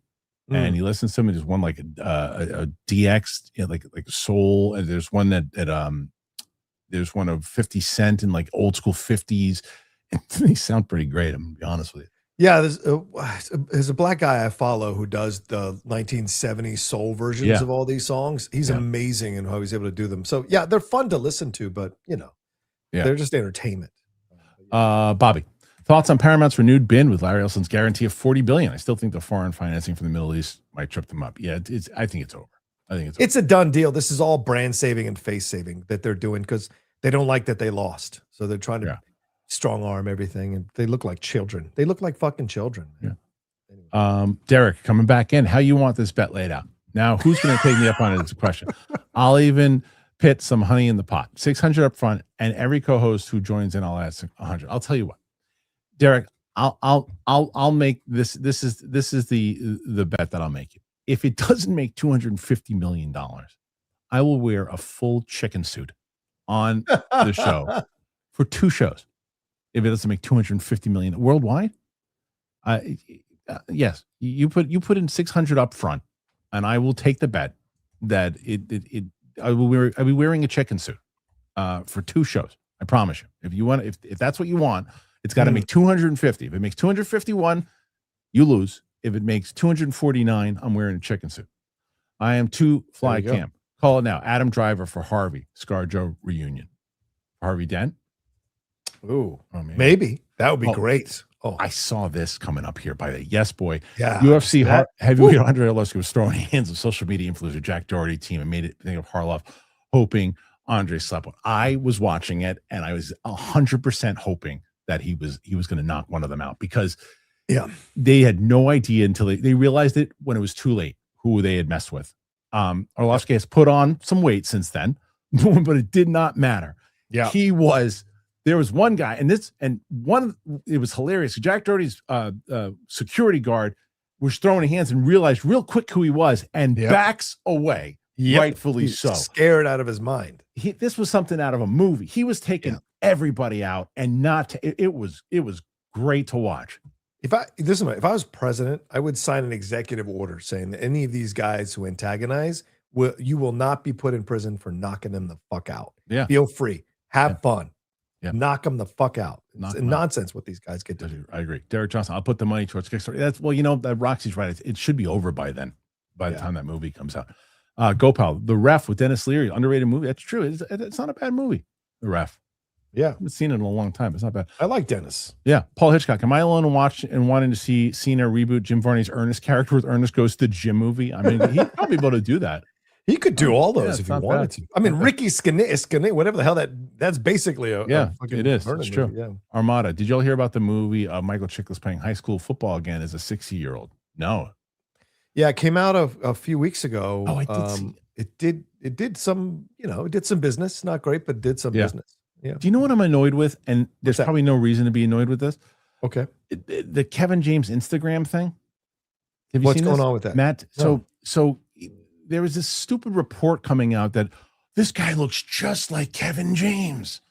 And it's Kevin James. And he's and it's like, oh, he's Matt Taylor and he's this coach. And you go to the account and it's Kevin James pretending he's some guy. Hey guys, it's Matt, it's Coach Matt here. And it's Kevin James. And people are like, oh, is it really him? Like, it's not him. Go fly Kevin James to just go stand next to him. Exactly. It's not. It's some movies got coming out, and I don't really blame Kevin James for doing it. But no, look, is it really him? Like the report, it's so stupid. It's so stupid. Greenie from Oz, Yo Roka, cinephile suggestion, Dr. Zhivago. Yeah, that will come up at some point. Don't worry about it. We love that movie. David Lean. Hell yeah. Mike Lastra 7104. Have you guys seen Jay Moore's story of when Dice did a clean set? It's hilarious. What about I don't know if I've seen that story, but you got to say, it's a very funny story. How's that guy married to Jeannie Buss? What a weird fucking world, bro. Yeah. All right, that's it. Okay. So 156. Pretty damn. That's one of the best performances in quite a while. Suck at a D, y'all. 156. All right, John, where can the good people find you? What's going on the channel? Hey, head on over to youtube.com/John Rocha Says, the John Rocha channel. I got you all week. I am not taking a day off. I don't think, maybe not even Christmas. I know people are struggling through stuff, so I think I'm going to go live every night, either by myself or with special guests. So come and join me here on the channel, youtube.com/John Rocha Says. We'll have Geek Buddy stuff this week, Hot Mic stuff this week, everything going on. And follow me at The Rocha Says on all social medias. Kristian, thank you so much. I'm sure I'll see you. Maybe I won't see you before the new year, right? Or something like that. You're going to be, you'll be taking over for next week. I'll be off the show, but you'll be taking over. So yeah. Well, then to everybody else, have a happy holidays this week. Enjoy yourselves. Be safe. And Kristian, I'll be back at it next week, but I'm sure we'll talk before then. All right. Thanks, John. Apparently the Thor trailer just leaked. We'll see. And then Battery. I saw you in Scrubs, Rocky. Didn't know you were 5'3". That's hilarious. All right. Thank you to John. Thank you to you guys. Thank you to Roxy. Really appreciate you guys being here. Apple Podcasts, Spotify, anywhere podcasts are found. Thank you guys so much. Appreciate you. And we'll see you on the flip side. I'll be back here tomorrow with Mike Kalinowski. And we're going to have a good time. Bye.